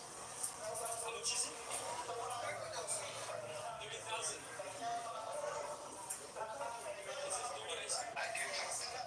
That's the point. And this room is welcome to all of these people. You know the difference? I just figured out the difference between this and chillism is when the bad ideas come up in chillism, they like they prevail. You know, the bad idea is centered and here the bad ideas are interrogated and we try to get to some semblance of truth. We ask questions like why do you believe? And then we point out some of the problems that go along with those ideas. You can't expect high-quality dialogue in a room where the moderators will allow a 45-minute debate between two people that have never read the source material that they're debating. This is the thing we're dealing with. It leads to here. If I were to say, hey, John, do you want to have a debate about Kant? He's probably read it. Powell has probably read it. We can have a conversation about that. I'm no expert on Kant, but I have my thoughts. I have read some. I can have a limited conversation about Kant. But these guys are reading something that's far more dense, or they claim to, and then when called out on it, they acknowledge that they've never read it. Like Hegel's a tough read. I mean, I don't blame people for not getting through it. What I do fucking condemn is the people that haven't read it that decide that they're an expert on it and want to have an argument about it. It's very weird. And that's better than ours. I heard him tell us for 2 hours about can spiritually thirsty.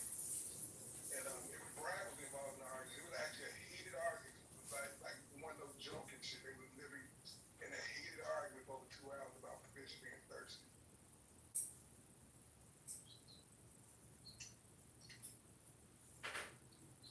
Okay, so moving forward, we won't have to open rooms talking about what we heard in chillism. We'll actually allow you to Why listen. you explain to that? Give me it. You okay, Hikumi? Hikumi, you alright? I'm a bumper. I ain't no my son. No, it's okay. My son threw water all over the floor. Oh, you're talking to a human? I thought you were talking to a dog like that. That's why I talk to Bubba sometimes. You're all good. You're all good. We didn't mean to pry into your personal life. So, in the future, thanks to our friend, future Congressman John Kitover, we are going to stream rooms such as Chillism or Politically Correct and other rooms, Healthy Baits, for example. We will stream them into this room, and then we'll just have a conversation. We'll listen to a little bit. We'll say, hey, let's go peek in and see what's going on in Chillism. And then we'll listen a little bit, and then once we've heard enough, we'll stop the stream, and then we'll have a conversation. I think this is going to be the best rooms the Clubhouse can do at this stage of the game. Christy, I'm not the one that condones recordings. What I've accepted is that the app itself has condoned anonymous accounts, and there's nothing I can do about it. I can't, like, if somebody was an anonymous account, I can't throw them out. So if you can't beat them, join them. That's the old saying. And so what we're going to do is we're going to repurpose content from other rooms into this room and then create an elevated sense of content over here. That's the plan. John, do you want to talk a little more about that? Yeah, going back to the title of this room, Anarchy, I believe that tomorrow will cause anarchy on this app. And it is because essentially we will be obliterating echo chambers. And so technically in communication, the reframe is very powerful. So tomorrow we are going to offer Clownhouse a fresh reframe. And I think you will witness total and absolute anarchy.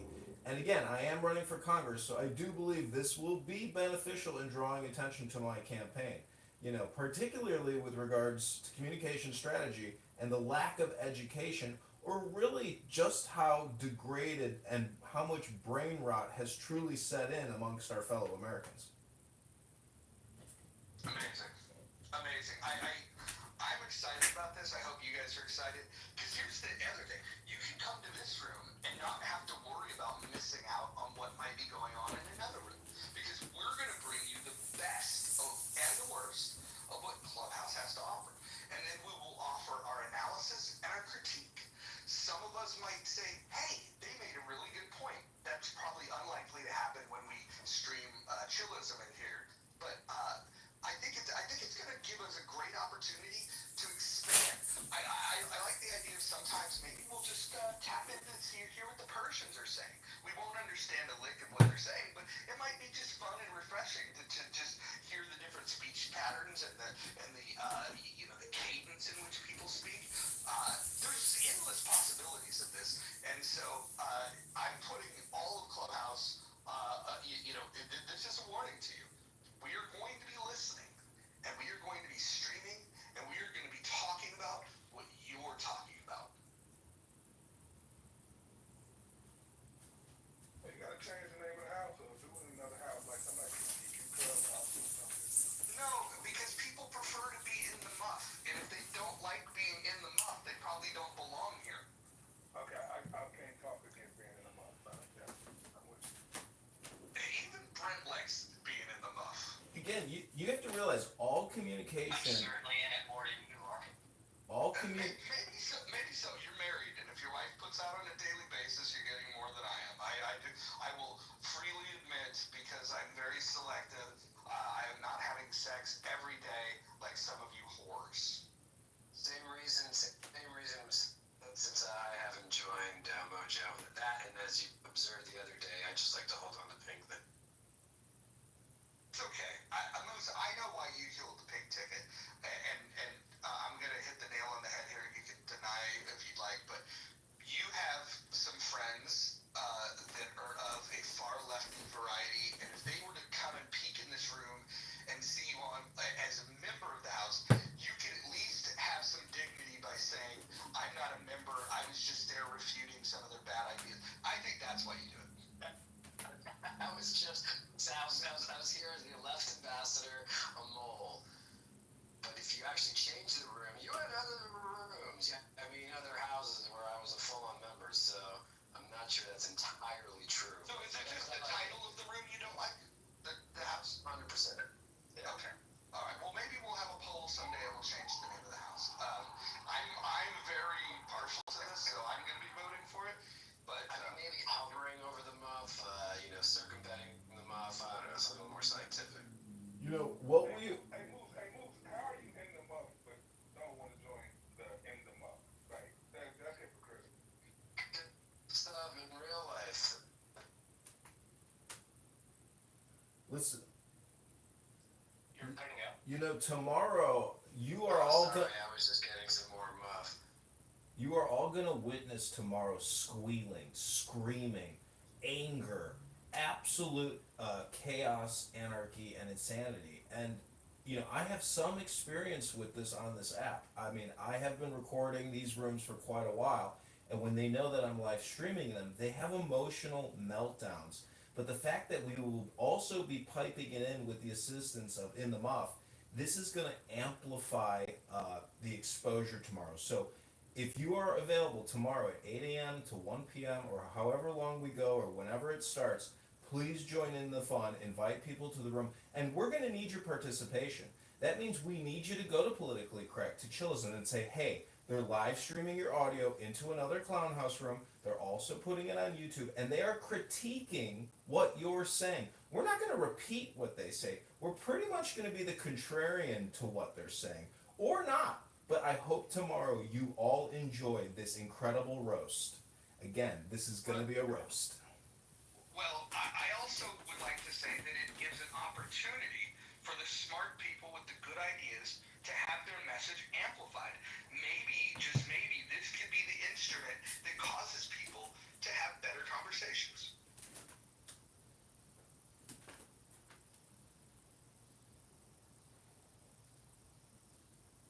I think it's going to be fun when people say, I don't consent. I don't consent to have it streamed.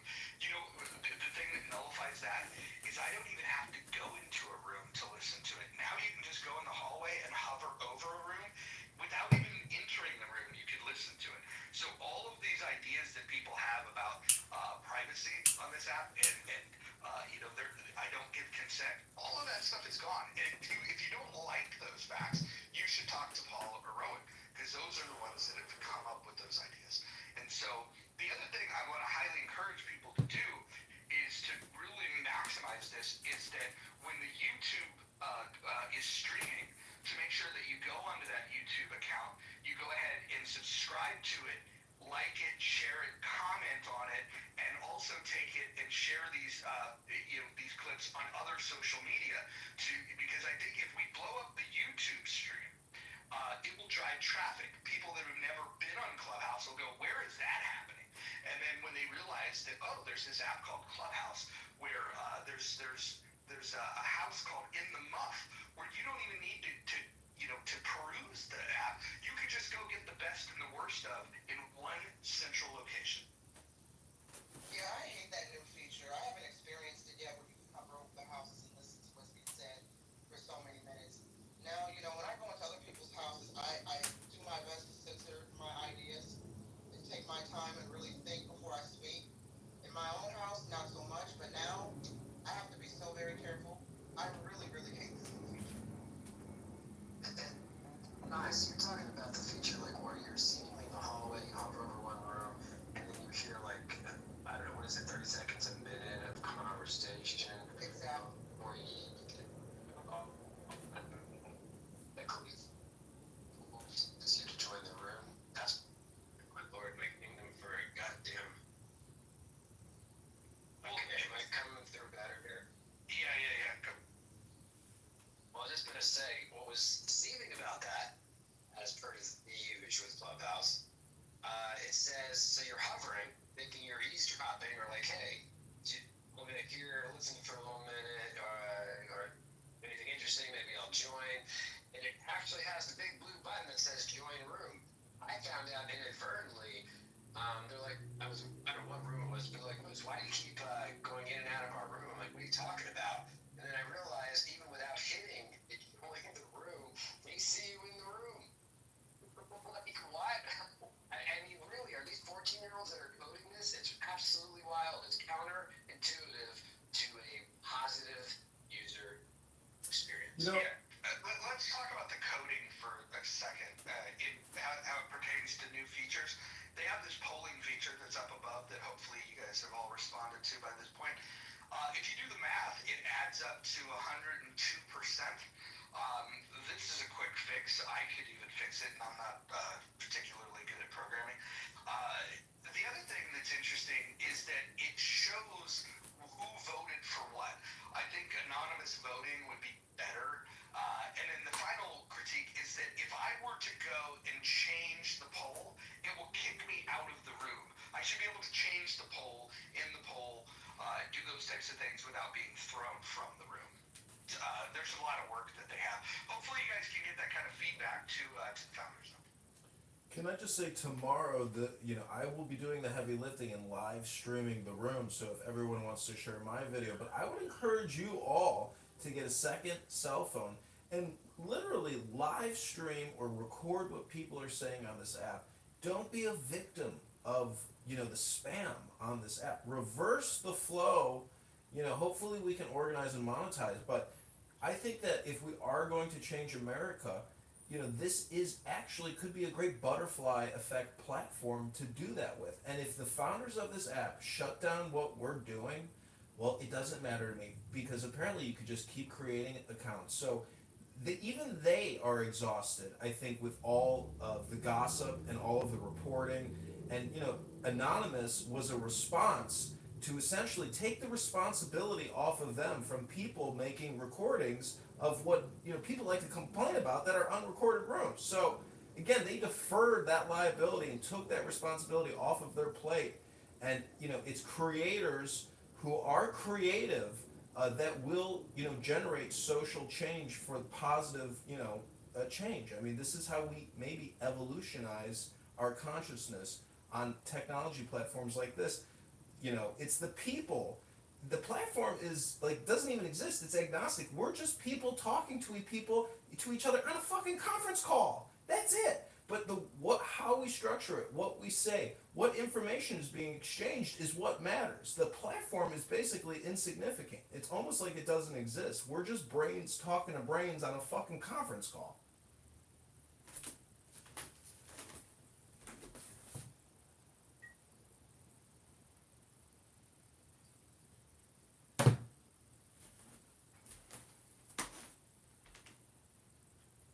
So I'm just saying time is very important and what we say matters. So hopefully, even, the term anarchy is going to breed a collective organization, that helps everybody. Utilitarian type of, raising of all ships. But I think tomorrow is going to be fun. I mean, this is basic three-party show. Well, make sure you tap into that room full of rats led by Whack 100. That should be an interesting, chaotic conversation.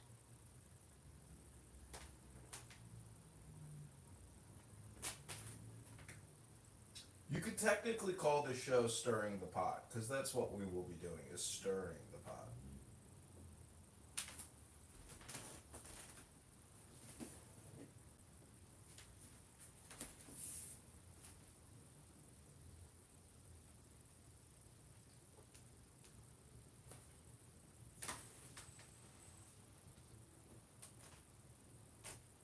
Well, it definitely sounds like it's gonna be fun.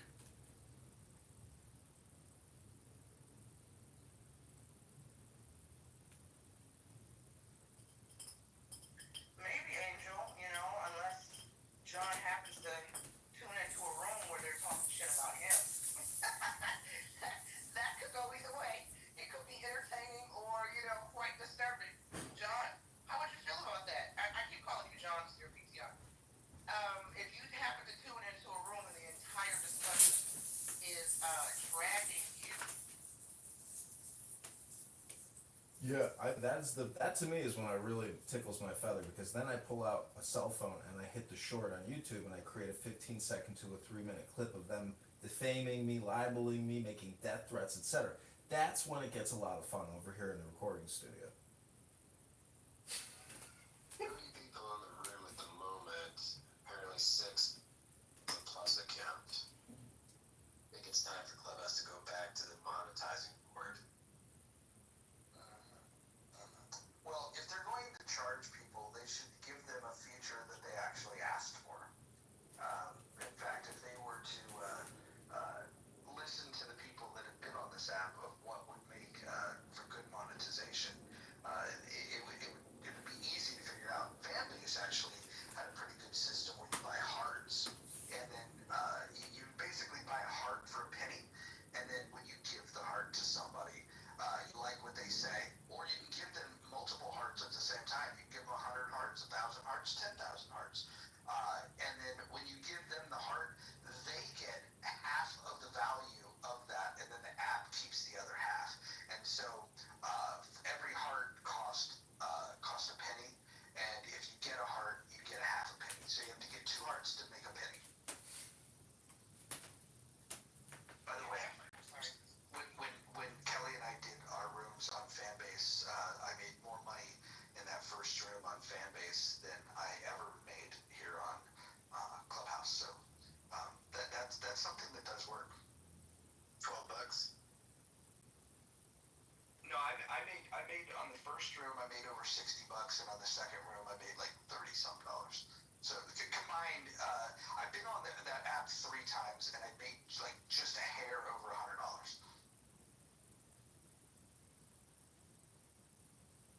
I don't know if anybody knows, and who Kim Cutts is. Adams might know Kim Cutts. Oh yeah. Yeah, I joined Fanbase. I don't really go over there, but if she opens a room, I'll go listen to Kim Cutts. When I first joined Fanbase, I think I had about 1,000 hearts, and I'm down to maybe 300. I give all my hearts to Kim Cutts. What'd you say, Adam? I don't fuck with the ghetto. I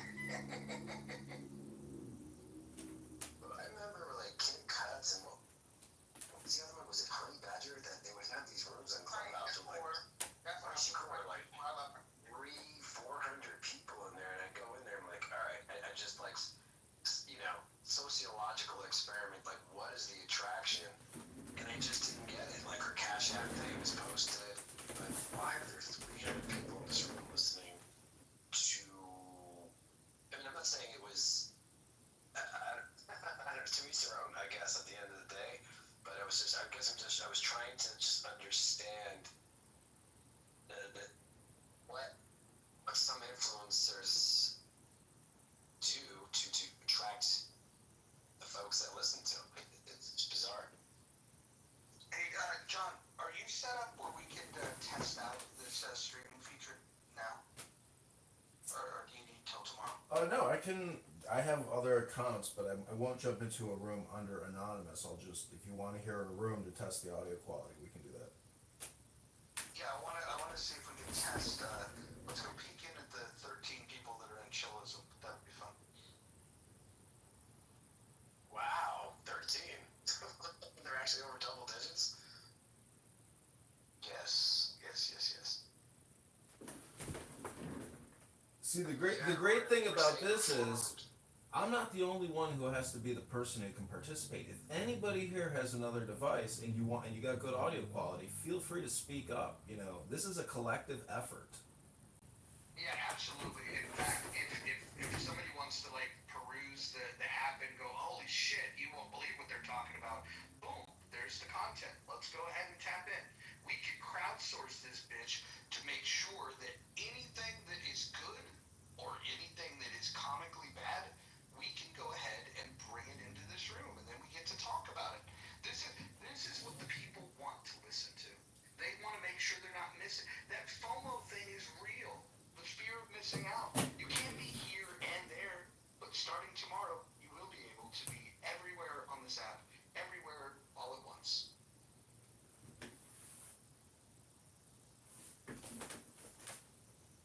Okay, let's do a quick little test here.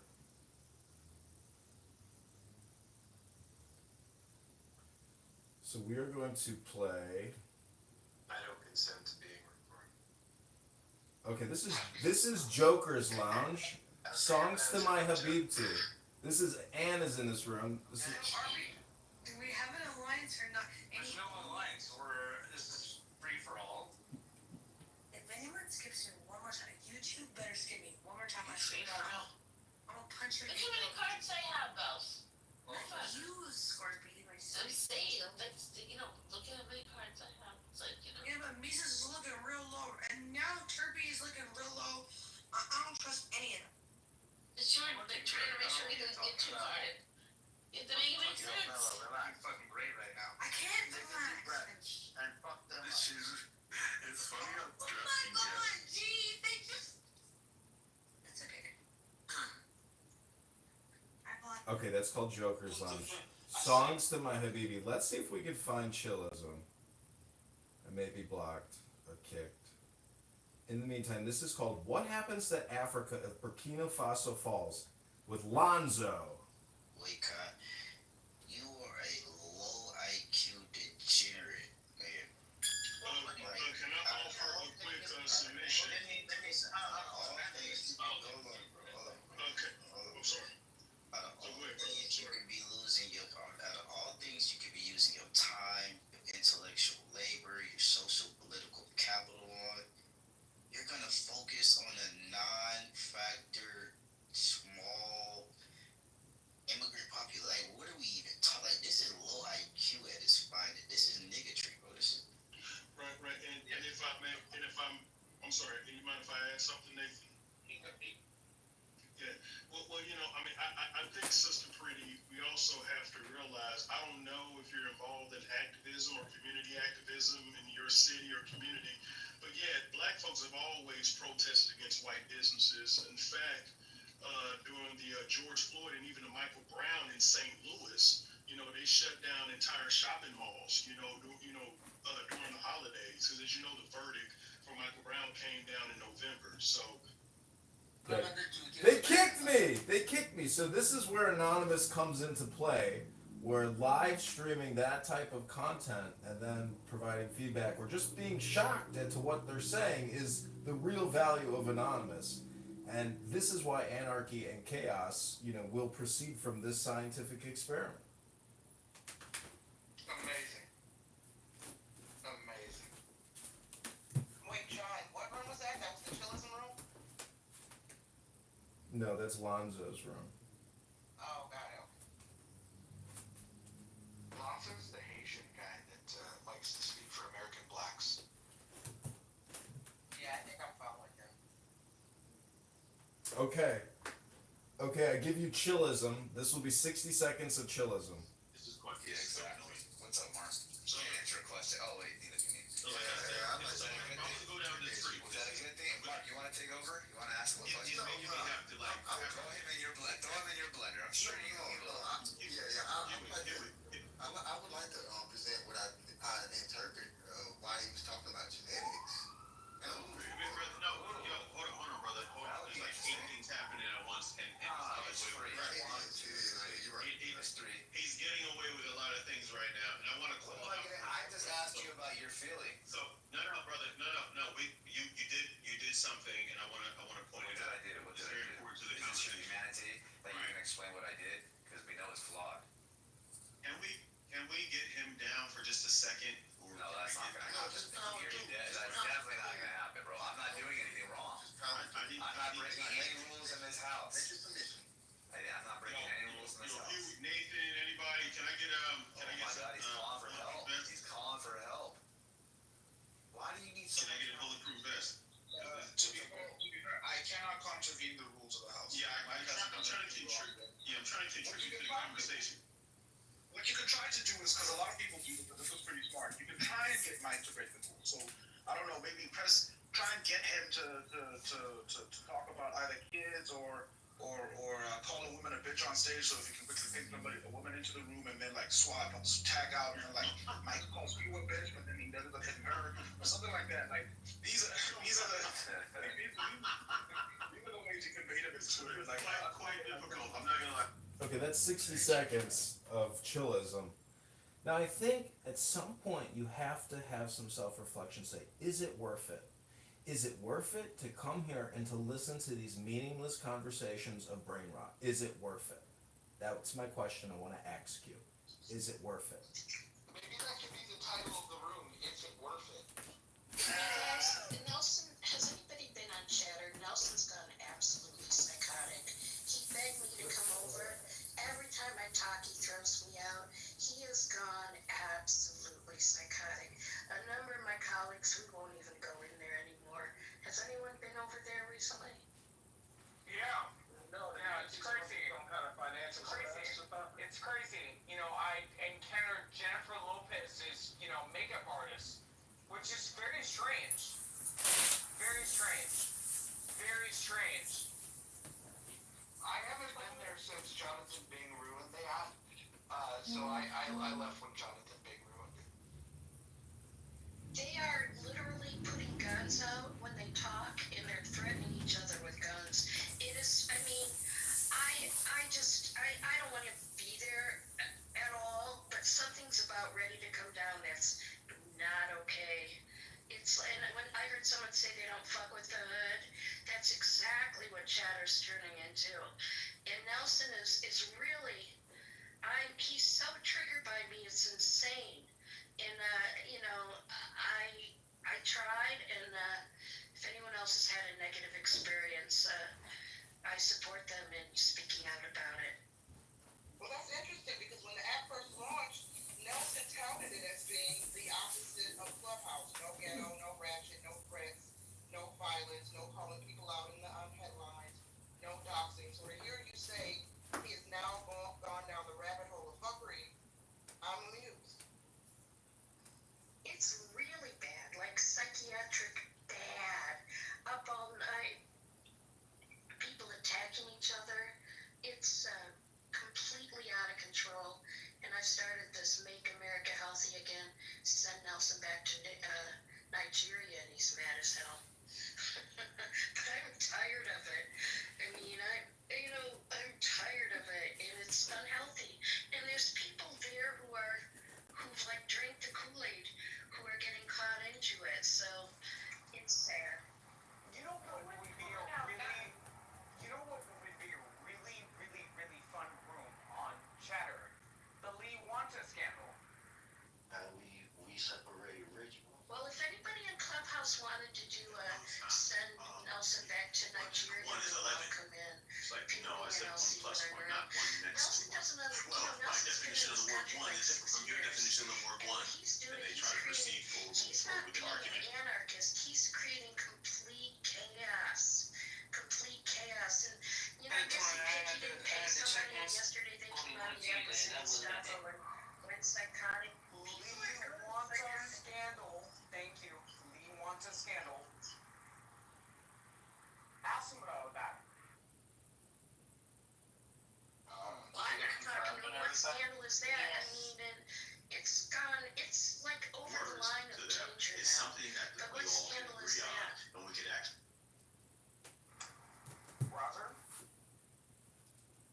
Which scandal were we referring to, Dr. Adams? I'm sorry, I missed it. The Lee Wanta scandal. Bilking billions of dollars out of, white people in Florida. You want to expand on that? Nigerian scams. Is Nelson involved in that?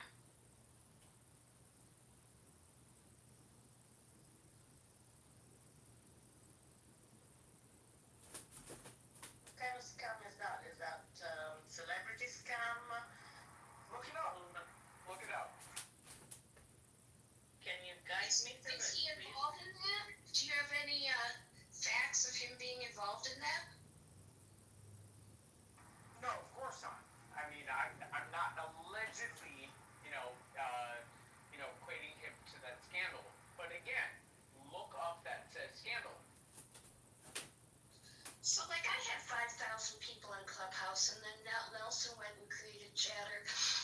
And, Nelson keeps coming onto Clubhouse trying to steal Clubhouse's audience. If I was the CEO of Clubhouse, I would be really pissed off at Nelson. and I would ban him from coming in here. I mean, somebody's got to put some, like, American wake-up call on what this guy's doing, because it's not safe. It's getting where it's like full-on ghetto now. And I guess last night they all brought their guns out on their videos. That's fucking insane. And I land. Thanks for letting me talk. Thank you. Dr. Mojo, since you are the premier green bean, I would just ask that, as the super producer, if at any moment you want to make a request, during the show today or tomorrow, and you say, okay, you know what, John or somebody else in the room, give us chillism, give us, this show, give us that show, or give us a random sample, like just to break it up.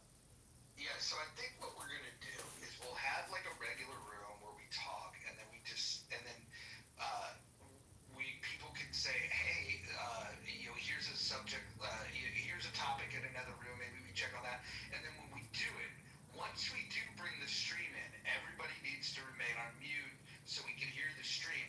This is where we need to get, we'll have like a culture in here of if we want to stop it, we'll get a GIF, and then if more than 50% of the stage wants to stop the stream, then we'll indicate the stop. Like if it's good, we'll just let it go. Maybe we'll even have an indication of keep it going, and then we'll have like a universal signal when we want it to stop. And then when we stop it, then we'll discuss it. We'll go around the room, we'll talk about it, and then if we want to tap back in and listen to it some more, we can do that. If we want to check in on a different room, we'll do that.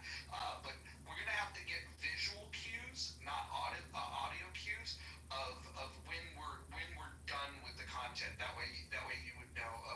Okay, you can stop now. I think also putting a survey, once we know the names of the shows that we're rebroadcasting, that we have a survey, what's your favorite show out of the 4 selections that we've been sampling? That's a good idea. And then if we do tap into a debate, we'll definitely let people here decide who won their debate.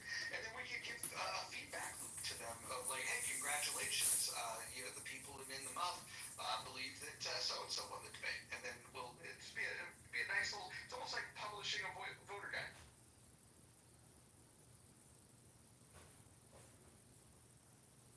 Adams, go ahead.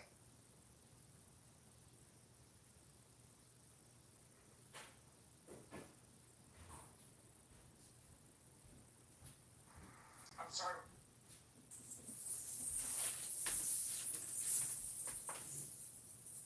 Also, don't forget tomorrow, if you are in the muff with us and you are part of this live rebroadcast experience, we may call you out and need your help to go into these rooms and alert them that they're being rebroadcast in this room. Your active participation is desperately needed. Without your help, you won't maximize the experience and have as much fun as you can, and this room won't be as popular and as big as it will be. So please, your participation will be required and needed.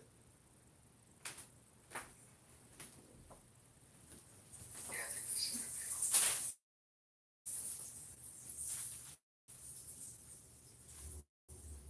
I think we'll also have to have some firm rules, like, for this room, typical stuff that we already agreed to, like no doxing and no threats and that sort of thing. So when we're critiquing people, I think we should, I almost feel like we should play the critique straight. Like, the comedy is going to be what we stream, and then we can be the straight men, and we can critique it in an honest way, and then we can go back to the comedy that they provide to us. I don't think we need to add humor, a layer of humor over top of this, because the humor will be provided for us.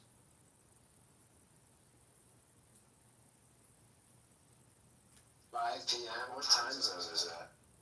That's Pacific time. I will have different times. I'm going to schedule them on different days at different times, just to make sure we can I can see what It doesn't matter. Look who we got, Bob. so they Look can who we understand got. what's going on. Once we build a culture and the awareness that it's happening, then we'll standardize on a particular time that works best for most.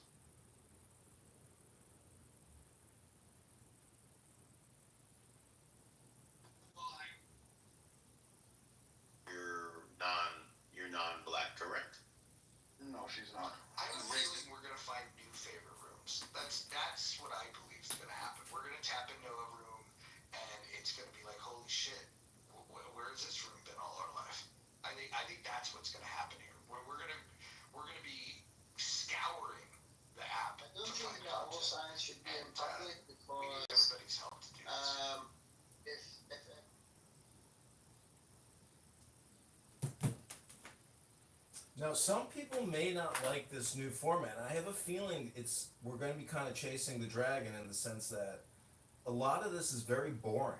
And so this is not a compression of the best clips. Again, this will be live. This isn't going to be like a day of recordings from yesterday and the best of the best. This is, but my point in doing this is that what's the fucking difference? It's the same stupid shit. You're just listening to it in this room.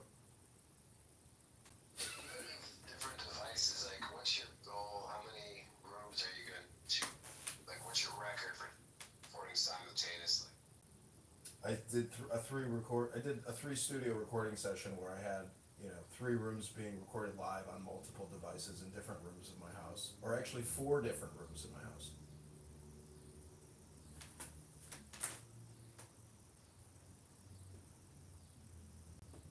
I think the White America rooms might provide some interesting content for us.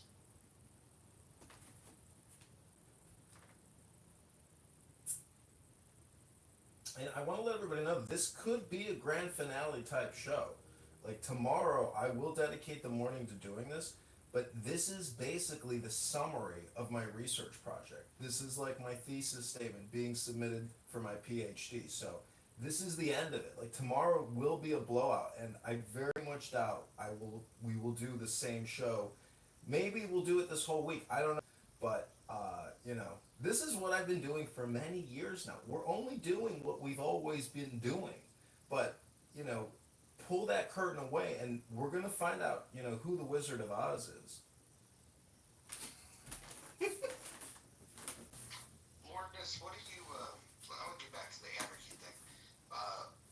What do you think would be different in terms of the crime rate? Do you think the crime rate with no police force, do you think it would go up or go down? I mean, who would actually record it? Well, let's just say there was an independent third party that, did a survey. Mojo, alright, let's say in a corporation, communist ideology, specific territory within this ideology, right? It would vary, but I don't think the crime rate would be high in those territories, but in the neutral zone, it would vary. I mean, it would be difficult to try to record all of the deaths in the neutral zone, especially if nobody's going to really clean up the place. But I think it might be lower in a specific territory. Who do you think would fare better, lefties, righties, or centrists? Centrists. Well, how would they fare better? Is the question no longer at all, or just local police, or no FBI, or what? All law enforcement gone? So, alright, so from what I'm talking about my ideology, belief system, or ideology, corporations, religion, cults, ideologies, all of them, they're only able to control land and territory. They're able to have their own form of military, and police force is mainly based on currency, population, and weapon of technology that they have to defend their specific ideology. Neutral zones, obviously, it's like Wild West in some way. Just people just mind their own business. You realize that in the Wild West they had sheriffs, right?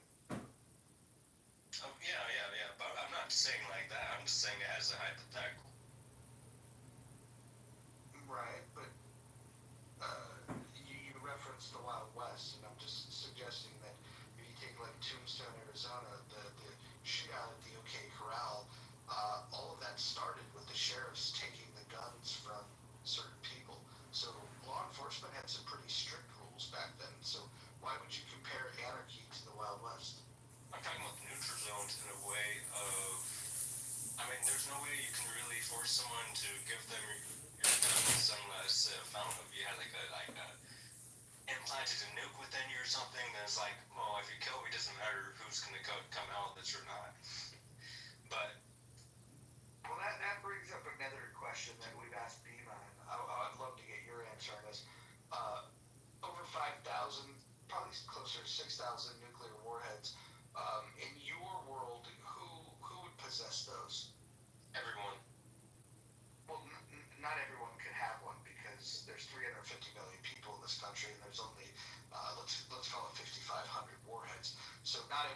gets one. So what's the more accurate answer? Who actually gets these?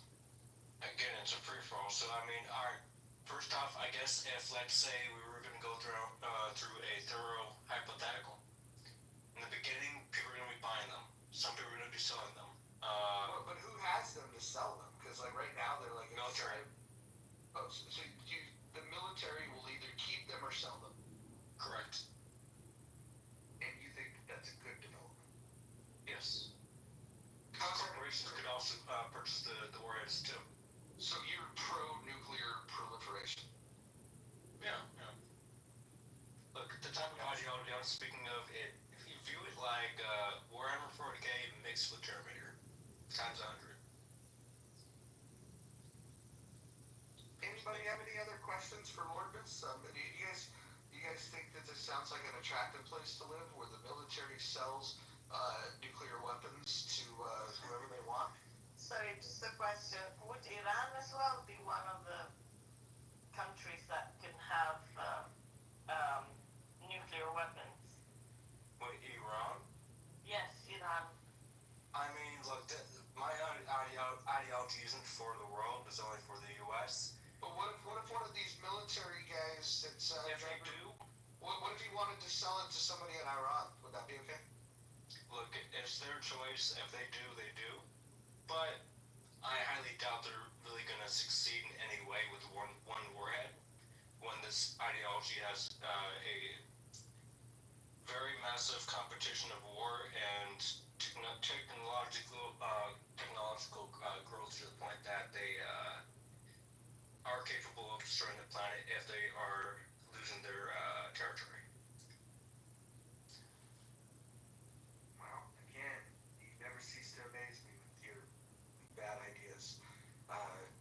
Anthony, just to catch you up on what's going on here, Lordness, who's an anarchist, he was asked the question, who would get the nuclear weapons if we had complete anarchy, and he said that the military would have them, and it would be their choice to keep them or sell them. And he indicated that it would be their choice if they wanted to sell these weapons to a nation state like Iran. I mean, nuclear weapons. Sorry, Anthony. Go ahead, man. Nah, moves is all good. This idea that the military, what I look at self-interest, and it would not be in the military self-interest to do anything like that, bro. It makes fundamentally no sense whatsoever. So I have to vehemently disagree with your assessment. So you think that the military is its own, in this hypothetical then, alright, wait. How would the military actually progress in this ideology? What share of lots of nuclear weapons? They're also going to go against corporations that could probably make worse things. In society breakdown, the military, they have guns, butter, training. They're going to be the ruling class like they are in a lot of countries when there's a military coup. If we have anarchy, they and their loved ones will be well taken care of. If they can't produce it, they'll take it. It's just that simple. With them selling nuclear weapons makes no sense whatsoever. I wonder what Brent has to say about this. Brent, Lordness says that in his desired state of affairs, the government would not exist and anarchy would prevail. And when he was asked about nuclear weapons, he said that the military would just keep them and they would be free to sell them if they like. So if you were a submarine captain and you had a submarine and the nukes that are on board, you could keep them or you could sell them. What do you think of Lordness' idea about this?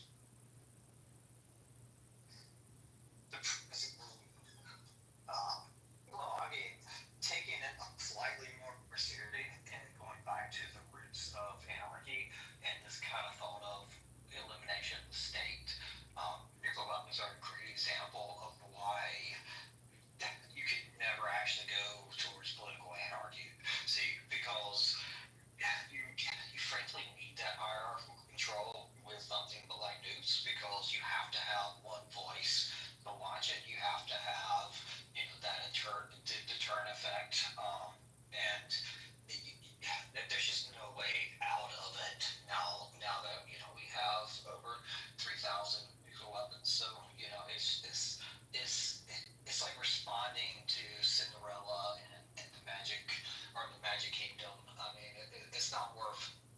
responding to besides the fact that to point out that political anarchy was always unfeasible, but in the modern world, nukes are an example. Why is it especially unfeasible now?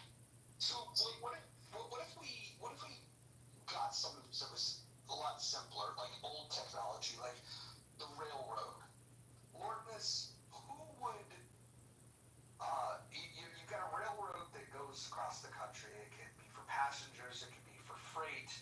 In an anarchy society where you don't have the organization of these things, what would happen if the people, let's say in Montana, decided, hey, we're going to build a bowling alley here, right where the tracks were. We're going to take the tracks out, and they just completely destroyed the train system.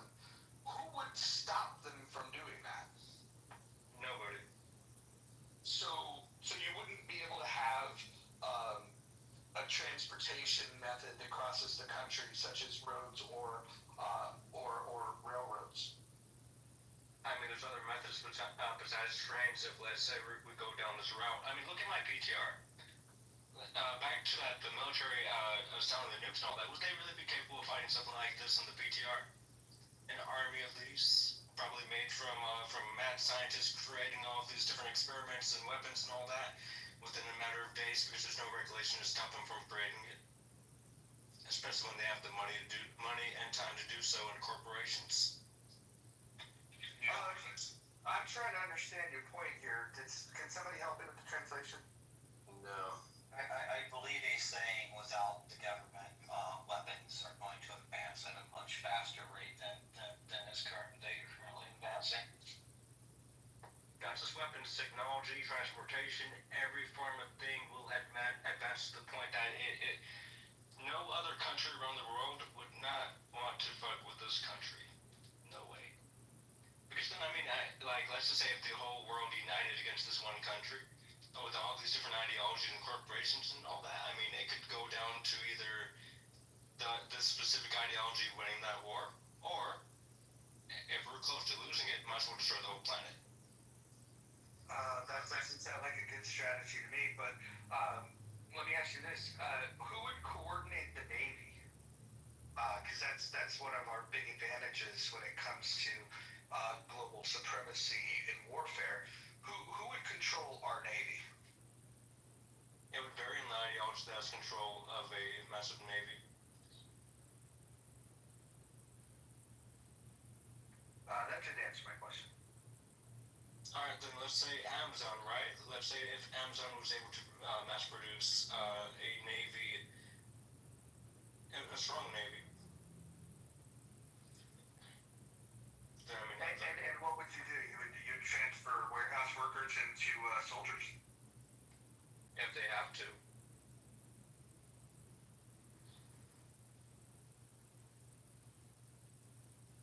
Ladies and gentlemen, this is Lordness from Chilliton.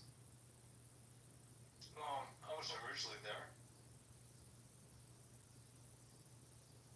I used to listen to your rooms a long time ago, I think a year ago.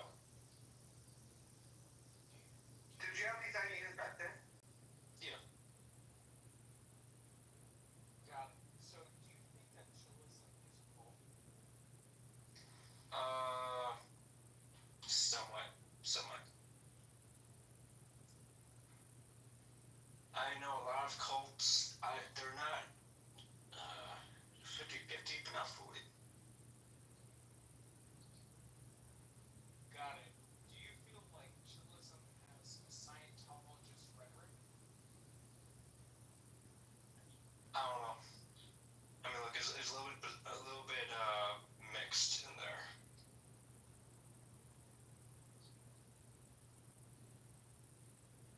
Got it. So you don't see like an undertone of Scientology? Not that I know of, or I can comprehend.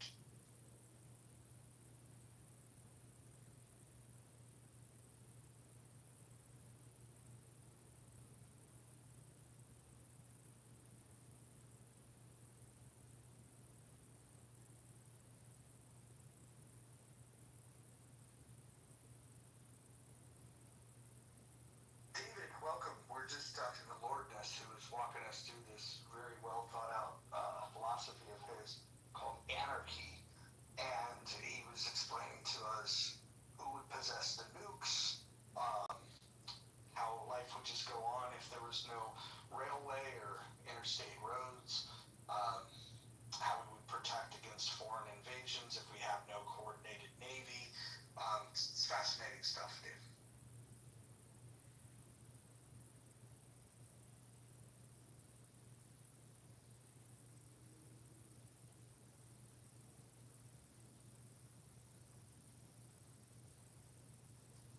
John, who do you think is a better presenter of ideas, Bima or Lourdes, when it comes to anarchy?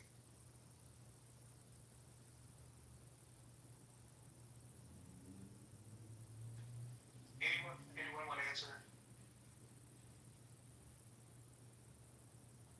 Okay, the whole room's got silent. Perfect. Amazing. Well, I've only been to Chillism today. I haven't been there before. But I'm extremely fascinated by this character, Lordness, because I mean, are you actually trolling? Tell me the truth. Oh no, I'm not. I mean, I'm writing a story on this novel too, or on this ideology too. So I mean, either way. Are you completely mad? I mean, you can say whatever you want and make as much claims as you want, but it's just my belief system. After all, I do believe in the multiverse. Oh, right, okay. And, yeah, okay. I mean, I don't need to ask anything else. Thank you. Okay, Lourdes, you have me on multiverse now. Now my interest is peaked. And I was in the store, I couldn't answer Mojo's question. I think you said who's the better speaker or the best presenter of their ideology, Bima or Lourdes. I would have to say Lourdes. He's very descriptive with his narrative. It's well thought out. As fantastical and insane as it is, I have to give him credit for the creativity he's put into this chaotic, deathly world that he wants to live in, where there are no laws, no rules, rape, murder, the children aren't safe, the women aren't safe. So, and then you added the multiverse as icing on the cake. So I guess you would win in the battle between your narrative and Bima's narrative. I think that's a good point. Because Bima typically just says, I support ideas where you cannot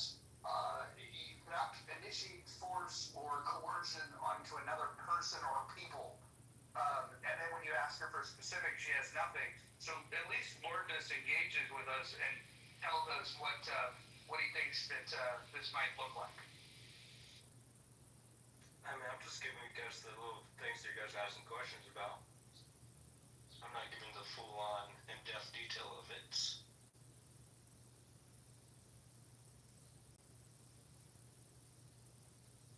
Who would make the rules?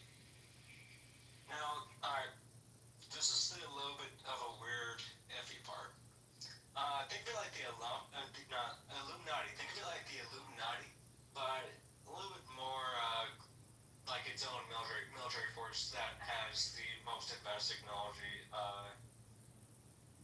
in every way to defend this ideology. Now, laws and all that, I mean, it would vary on the territory, but mainly that military force of the Illuminati, hypothetical military force and all that, that would be the portion of the ideology that would defend the specific ideology if either one of the ideologies was a majority of the whole state or country, or if a nation attempts, or all nations attempts to go against the specific ideology. But isn't that kind of antithetical to the whole point? They're not enforcing laws. They're only there just to let it keep it going. But by virtue of that, they are enforcing them. Honestly, I'm not getting what you're asking. If the purpose of them is to defend the ideology, that seems to me to be a system of governance. Somewhat. See, this is like a little bit of the iffy part because they're not really. Because there's no main government because of all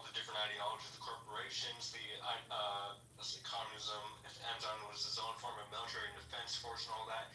There are so many forms of ideology within their own territory as societies and different forms of currency. Like it expands to a larger picture. Like this specific force doesn't involve itself with any form of the land or territory. It's just like think like a spire. It's just a little spire that's just empty and void, nothing at all. And let's just say if one of the ideologies took control of the whole country, or let's say if the whole world was to go against this country, this military force would be capable of going against the whole world and or this specific ideology.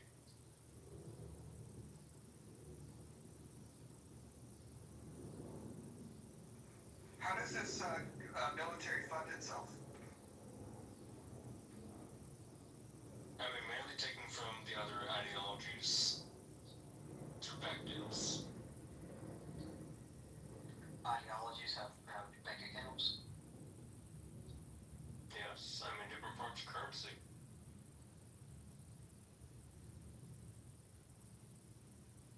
That sounds like taxes.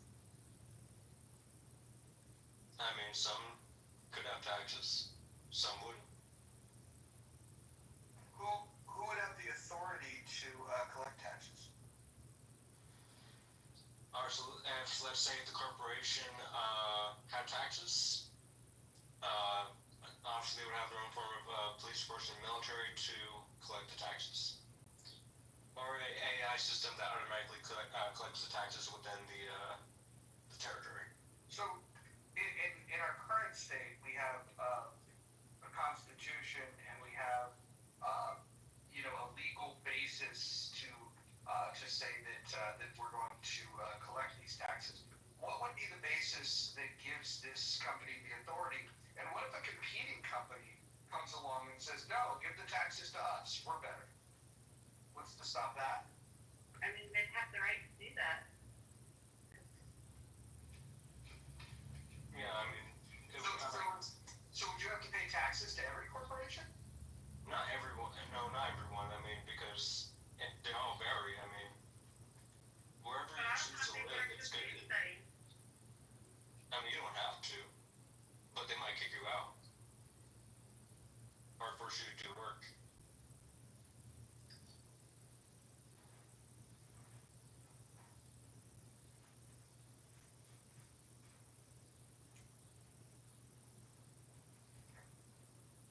Lourdes, do you think this is a good idea? Yeah, I mean, you've been asking me this a couple times. No, I've asked you what your ideas are, but I'm asking you if you think it's a good idea. I mean, like, it's one thing to come up with an idea, like, there's another to come up with good ideas. Do you think this would optimize human flourishing? Yeah. Okay. Fine. Fair enough.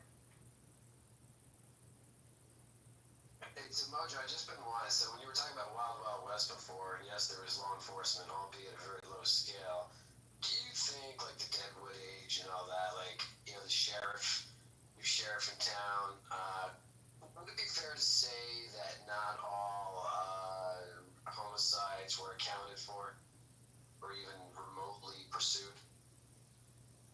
Yeah, I actually heard these comedians talking about this, where they were saying that in the Wild West, somebody could go and kill somebody, rob a bank, whatever it is, and then they can, then they draw a wanted poster, and so the only wanted poster is this image of what he looked like. Let's say he's wearing a particular type of hat, and let's say he has a mustache. He can get rid of the hat, shave his mustache, and then just go become a sheriff in another town. Like, there's definitely a lawlessness. Exactly. Deadwood is a fantastic show, though. I'm actually rewatching it. It's been a number of years. It was so unfortunate that they didn't get the natural conclusion to that show. The movie that they made years later was just not up to the standard of the show. It was bad, yeah. Yeah. Swearenzer. Sucker Swearenzer. Yeah, no, I think the Wild West was an interesting thing. I actually think that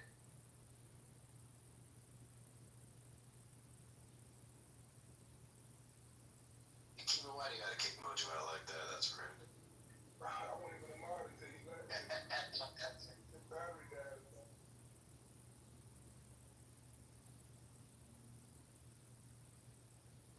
He probably got a dead battery. Does anyone have other questions, or mainly just Roger asking the questions?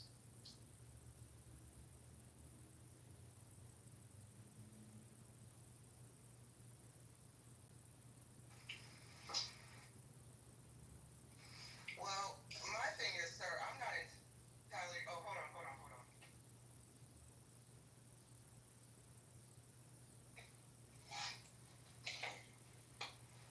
Lawrence, can you hear me? Yeah. Okay, I just want to make sure.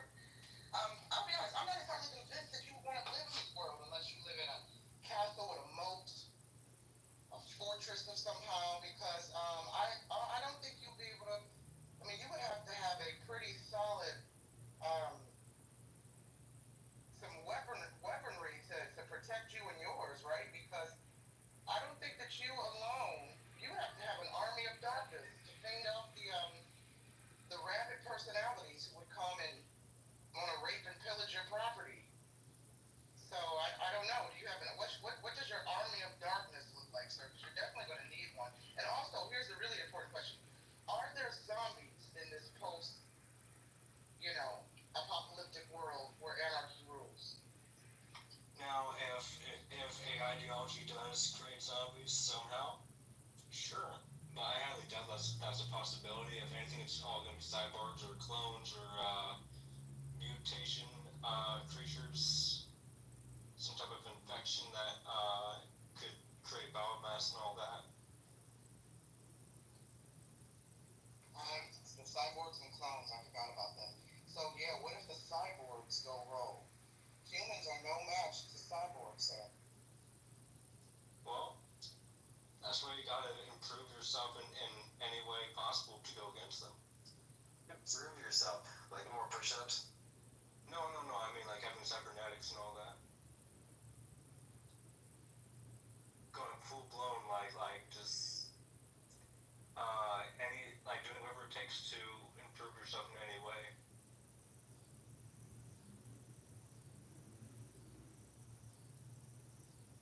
Like in a world without police, I don't think it'll be as violent as people think it is.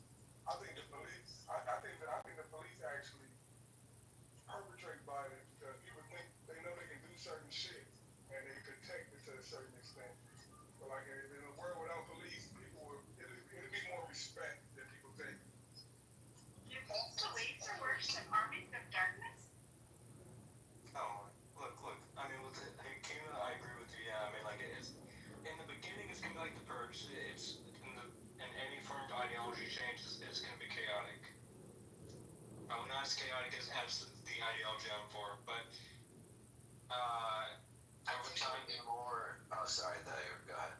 Over time, it will just calm down, and then it's just just I'm minding my own business. You fuck with me, now we're gonna see how that goes. I agree. I think Akima's honest. I think the shock value will, of course, it's not going to be overnight.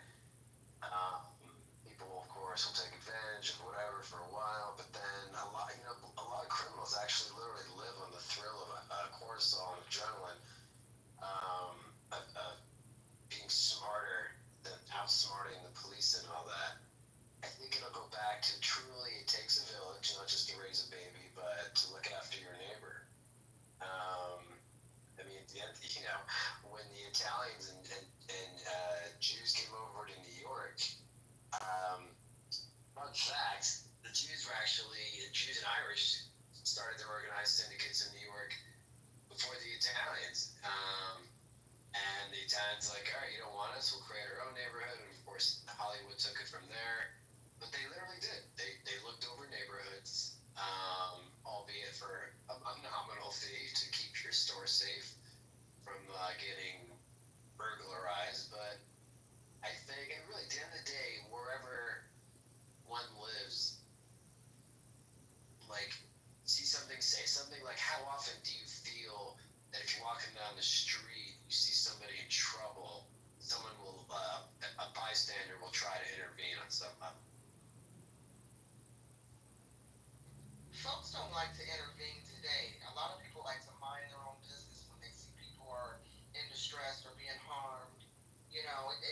real true hero to want to help, someone vulnerable.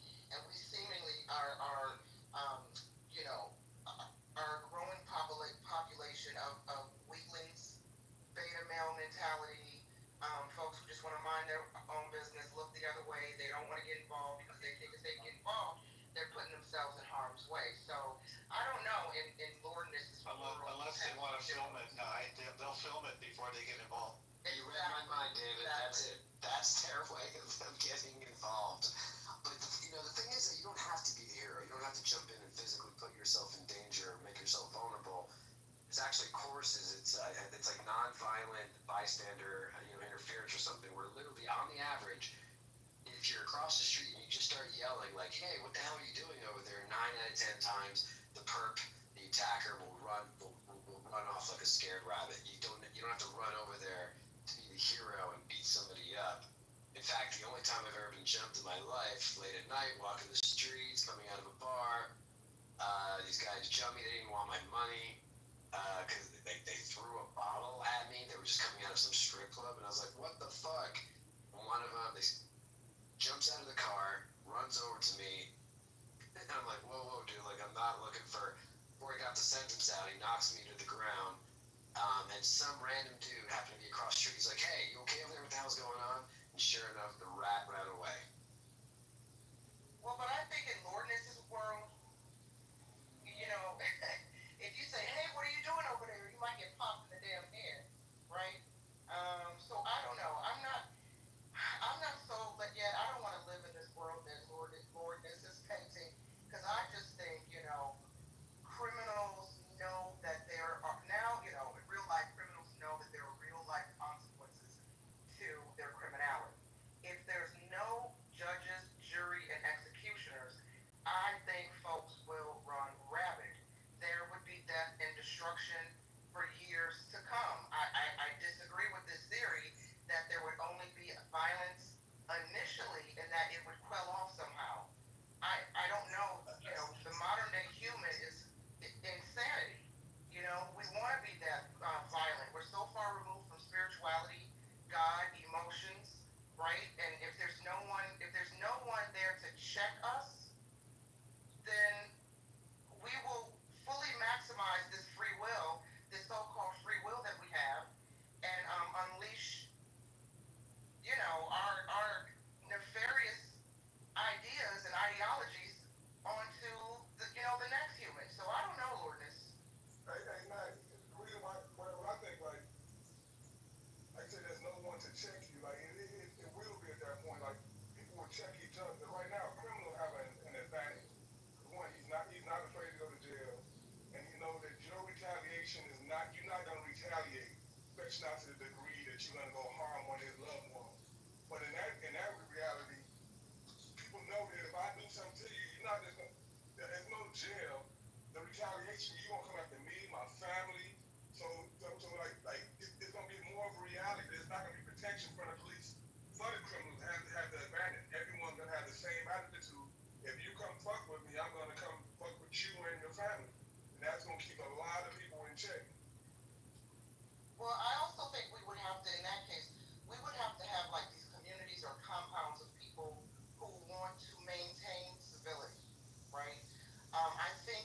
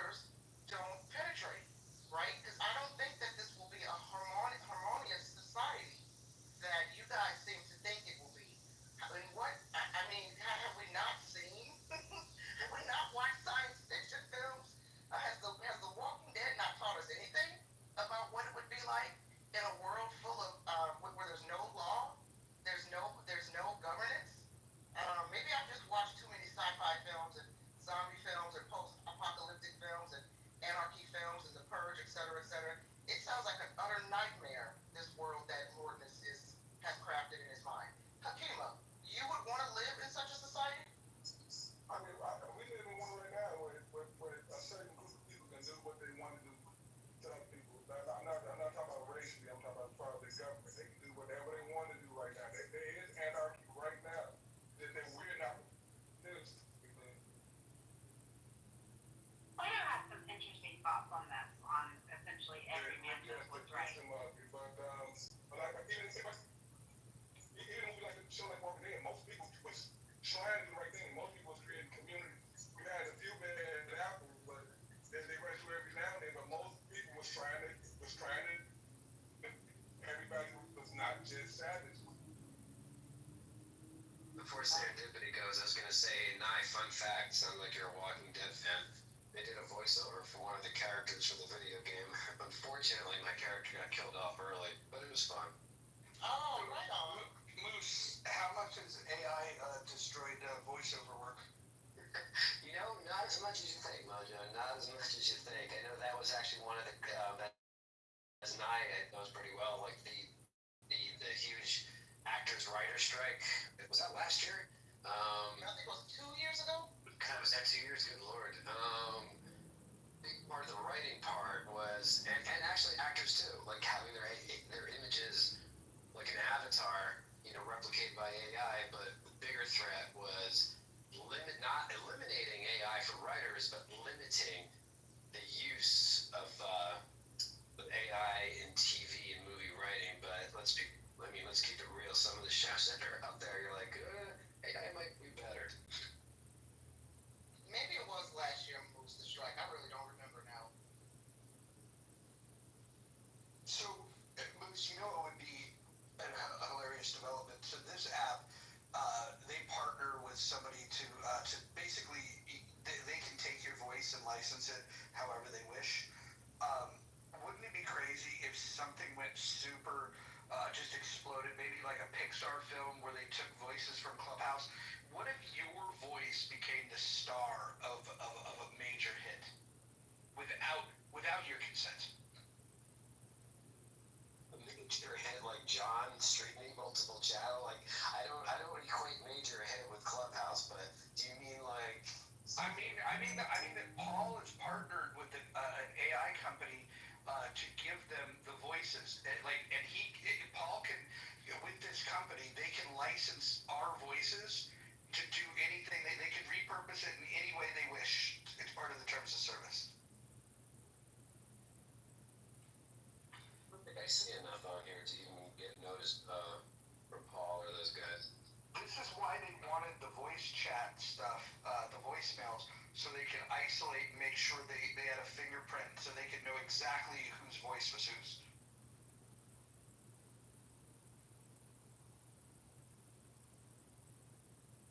Yeah, Freddie Roosevelt and I did a room about a year ago or so. I'm sure some of y'all remember Freddie Roosevelt.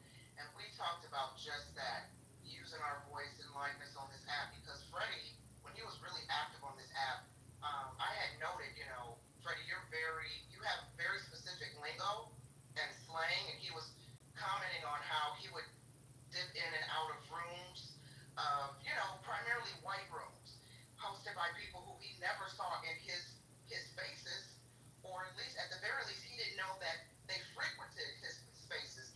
And he would go in their rooms and hear them repeating his slangs and his slogans, but at the same time giving him credit. And I said, yeah, Freddie, don't be surprised one day if you're perusing the internet and you come across some AI model that was designed in your name, likeness, and image, and is speaking like you, using some of your catchphrases, because that is why this app is a social experiment, in my opinion. As we, most of us have discussed, in these spaces and similar spaces, to use our voices, to, study our voices, to train AI models. So, yeah, Mojo, I agree with that.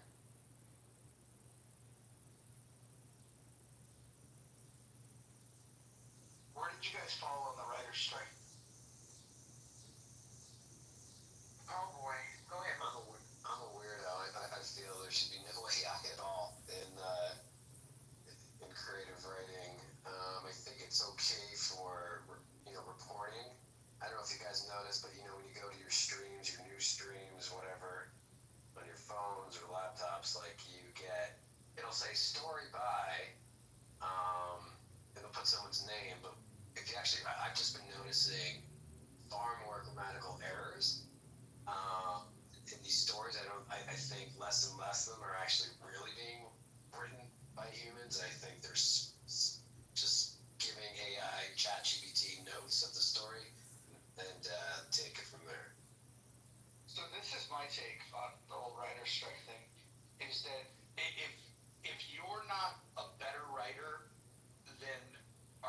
artificial intelligence, then then then you don't get the job. If I were looking for a story, if I wanted a screenplay to make a film out of, if you're a screenwriter and you can't write a better screenplay than I think AI should take your job.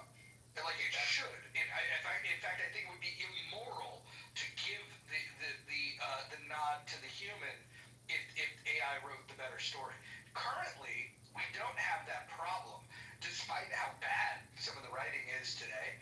I think we're at an all-time low in terms of the writing of screenplay. Well, actually, I take that back. I think that there's great writers out there. In fact, I know there's great writers out there that just can't find the funding to do their projects. But if you can't sell the idea, and if the folks that are going to put the money behind the movie don't believe it's going to sell, they can be guilty of being wrong, but you need their money, and so you need to do a better job of selling that. And so I just think that because money is it's show business. It's a business. They want to make money, and as long as they're going to do that, I think this trend of going for existing IP, where you have a built-in audience, is going to continue.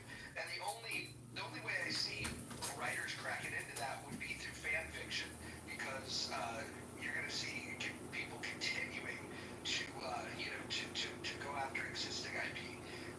It's a vicious cycle, but it is what it is. Yeah, I tested this theory one day. I've been working on the script for a while, and I plugged in the outline to ChatGPT, and I asked ChatGPT. Now, I had already written the first act, but I asked ChatGPT to, after I fed the outline to it, I asked it to write first maybe 10 pages, just to compare its dialogue to my dialogue, and it was incredibly weak what the prompt gave me, right? And so, of course, I've been in spaces where writers brag about, they love ChatGPT, it writes scripts for them, and then I'm wondering, how much do you have to go in there and tweak the script? Do you rely solely on what ChatGPT gave you, or do you go in and tweak the script and the dialogue?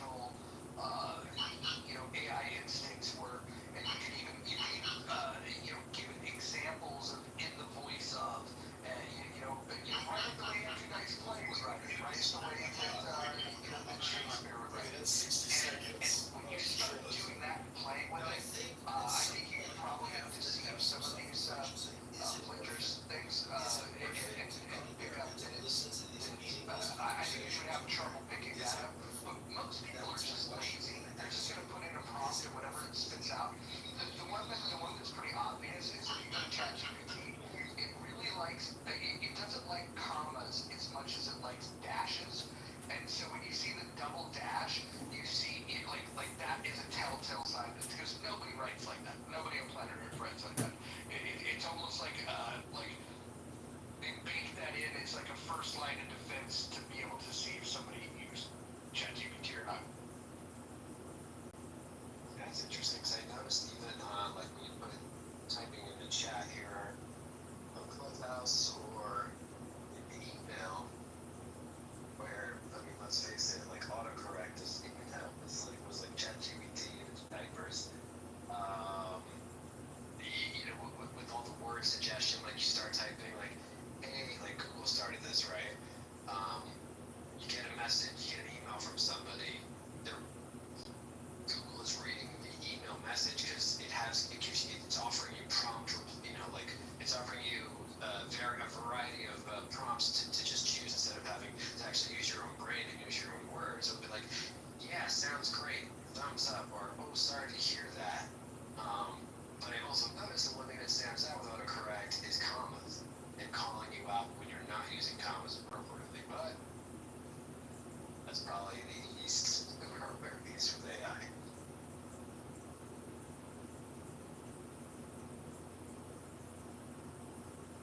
Yeah, so one of the outlets that I write for, we have a prompt AI there, and there's nothing we can do about it. My IT team told us, and the lawyer for the company has said there's nothing we can do. There is some sort of AI system being used by a company, and I think they traced it to Russia or Ukraine, I'm not sure, Poland, where they're copying all of my articles, and I'm sure probably some other writers for this outlet, they're copying all of my articles and republishing them on their own website as if they're writing it, as if I write for them. And my managing editor is furious, like there's absolutely nothing we can do about it. And it is an AI, it's not a human that is pulling the article and copying and pasting and republishing. No, we have determined that it is some sort of AI system that's scouring our site and pulling some of the best stories, and they just so happen to be most of my stories since I'm the one that covers the entertainment news for the site. And so, yeah, it's pretty, I don't know, it's dare I say disturbing, but I guess this is what we have to deal with in this AI world, and there's nothing we can do about it. Imitation's the highest form of flattery, but that's great to hear. So let me ask a question. Some of you are very concerned about AI. I'm just wondering, if you think we're already living in anarchy, I mean, is it, the person on the highway, expressway, who shoots you, or the person that stabs you on the train, or, what's more dangerous, society today in America or AI? I think AI could be, AI as it stands right now is not dangerous, with the exception of some of these deepfakes, because it's getting hard to discern what's real and what's not real, especially if these deepfakes are used to damage someone's reputation or image. But I would like to think that the population is aware, especially if you're on a computer a lot, you're aware of AI and deepfakes. I would like to think that people are able to use some kind of deductive skills to determine what's real and what's not. But as AI gets more savvy, it might get difficult to figure out what's real and fake, especially as it relates to news sources, right? In healthy debates earlier today, someone noted, what if in the near future there's a presidential campaign and someone uses a deep fake to destroy the image or reputation or the campaign of a presidential candidate they don't like, and it really impacts their voter base or how the population resonates with that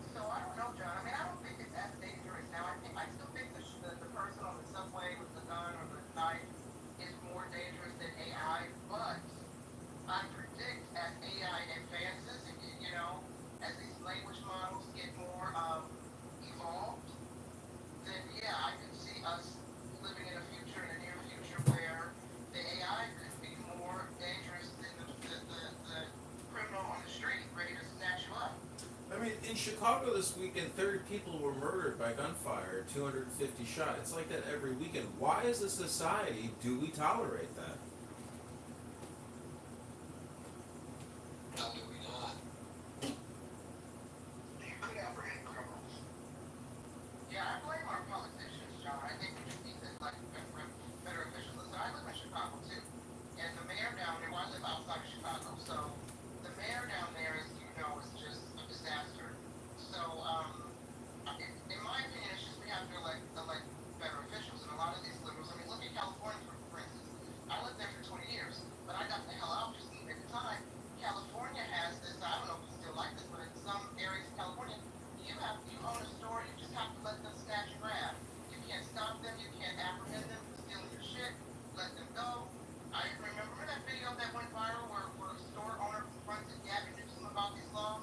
He gave kind of a laissez-faire attitude about it. A lot of these Democratic-run cities, they want criminals on the street. They want to let them out of jail early. You can't afford bail. Oh, no problem. Just let them back on the street, right? So I think it really comes down to the elected officials. They want lawlessness. They want criminals on the street. They want the people to be, armed, and then they want to threaten to take their guns away. So I blame the politicians, sir. I don't think the people. Got it. So if Donald Trump takes over Washington, D.C., you're all for that, correct? I mean, well, what do you mean take over? He's the president. What do you mean? I'm saying that he gets rid of the mayor and he takes over the city security-wise. There's no more lawlessness. There's no more rampant homelessness. No more drug dealing. No more shootings. No more robberies. He actually forms a security perimeter and takes care of the situation with force. Yeah, I would have no problem with that. And I hear your frustration there, but I have to push back because, so yeah, the mayor, generally most police chiefs, right, have one boss, it's the mayor. But the mayor, of course, doesn't make any of the law. In fact, it's actually far more to the DAs don't make laws, but they're the arbiter of enforcing what laws and what cases to pursue or not. Again, back to California, which is why you could believe Liberal Heart in San Francisco pulled their DA, did a recall because of the frustrations of the smash and grabs and such. So, it's a bit hyperbolic to say like, oh, all these lefts, runs, or mayoral cities that are leaning left are all for Wild Wild West and like, good luck, don't get killed. It's a little extreme because they are also, they're also, you have to look at the population, again, Chicago is a great example. Let me ask you this, let's say if you had a Republican mayor in Chicago, how is a Republican mayor going to bring down, what are they averaging now, 500 homicides a year? Are you just going to add 100,000 more cops? What would Republican mayor do different? Well, you know what? I sit here and I think about Indiana. I'll let you go, Kima. Kima, let you tell me if you agree with this. Because I've told you I live quite close to the border of Indiana, which is crazy. And in my opinion, those boys in red, they don't play. I rarely hear about. I'm not saying that there's no crime in Indiana, but I feel like people know you don't go to Indiana with that BS, right? Because they're not going to put up with that N-word shit, okay? And I say N-word and it applies to everybody, black, white, that ratchet shit. So I'd like to think if there was a Republican mayor or if Chicago was a red state, red city or a red state, I would like to think that they would reel it in a little bit more. That's what I'm saying. I'm all for it. That's what I'm saying. I'm always fascinated. What would Republicans do differently? I could care less who gets the job done. Nobody wants homicides. We're talking about cities like Chicago where cops know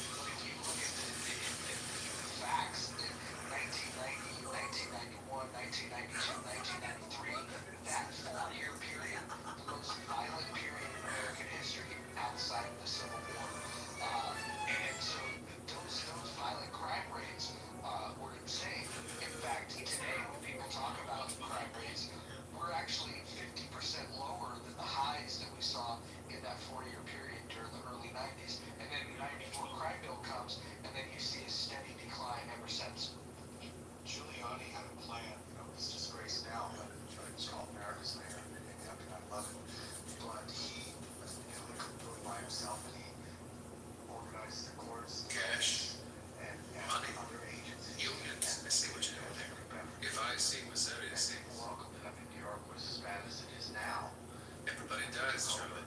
And everything without change. It's changed. And to be fair, You're Singapore. it's a your experiment. I think in there that happened to be like what with I don't know. America's It's like not biggest impact nice. was I would It's actually like love to pride. see what the day-to-day Son makes his father proud. violent crime Now look at you. You're bigger than me now. under his for his watch and under his watch because I know his biggest impact When war comes, was and it'll come. going after John Gotti. When it will be the right who gets his enemy to trust him. Like little like even just How do I do that? law You was save running. his life. I believe it was a district. He cleaned that up. Yeah, he really went over there really big. Crew's taking steam tomorrow. As crime. What's she made? I forgot what point in his career he completely lost his fucking mind, but just in the show. He did have a multi-faceted approach, and I think that the house Nobody's better than you, Rio. profound change. It wasn't just statistics and maybe it happened. Is that what God started? Let me ask you something, Jeff. You ever dream about this game? I do. Every night. Nightmares. I got Jack 7. I got Kings out. I got 4 aces. I'm gonna get straight back. Oh, fine. Look who's high, huh? Come on. You're letting you out. Come on. It's my turn now. You're letting you out. Everybody here? Huh? Criminal to the jail. Hey. You can't make him stay. That's up to the DA. Then has to deal with the judge. Power, of course. Mercy, whatever it is.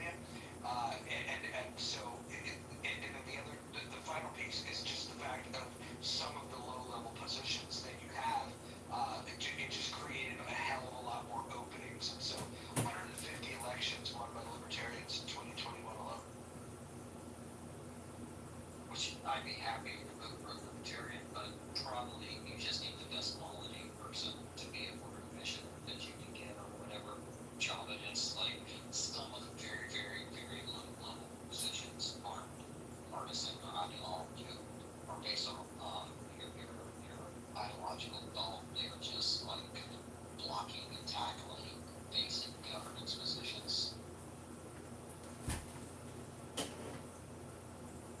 Brett, can I ask you a question? If you were made king of America or king of the world, what would you do for your people? Create a system that maximizes economic prosperity and maximizes human freedom for things like violence. I think in big picture, we got a pretty good system that gets pretty close to that. Economic, oh, sorry, go ahead, Joe. I'm sorry. I'm really capital REALLY educated. That's not happening. It's just not happening.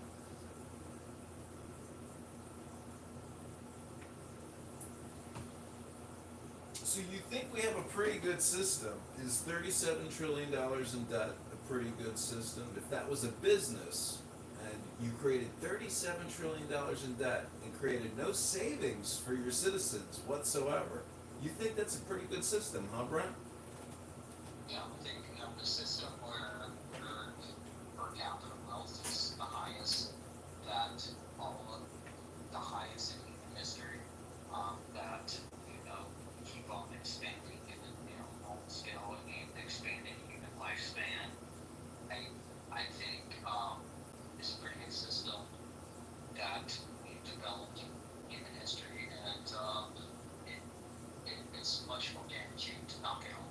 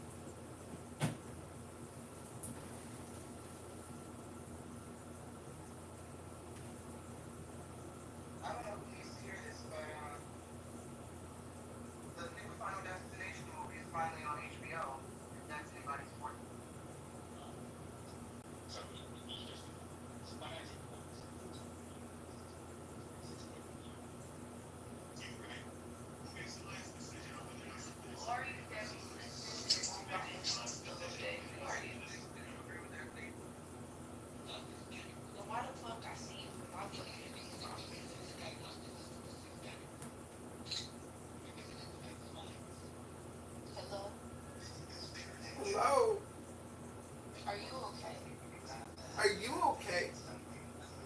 Of course I'm okay. I'm trying to figure out why the fuck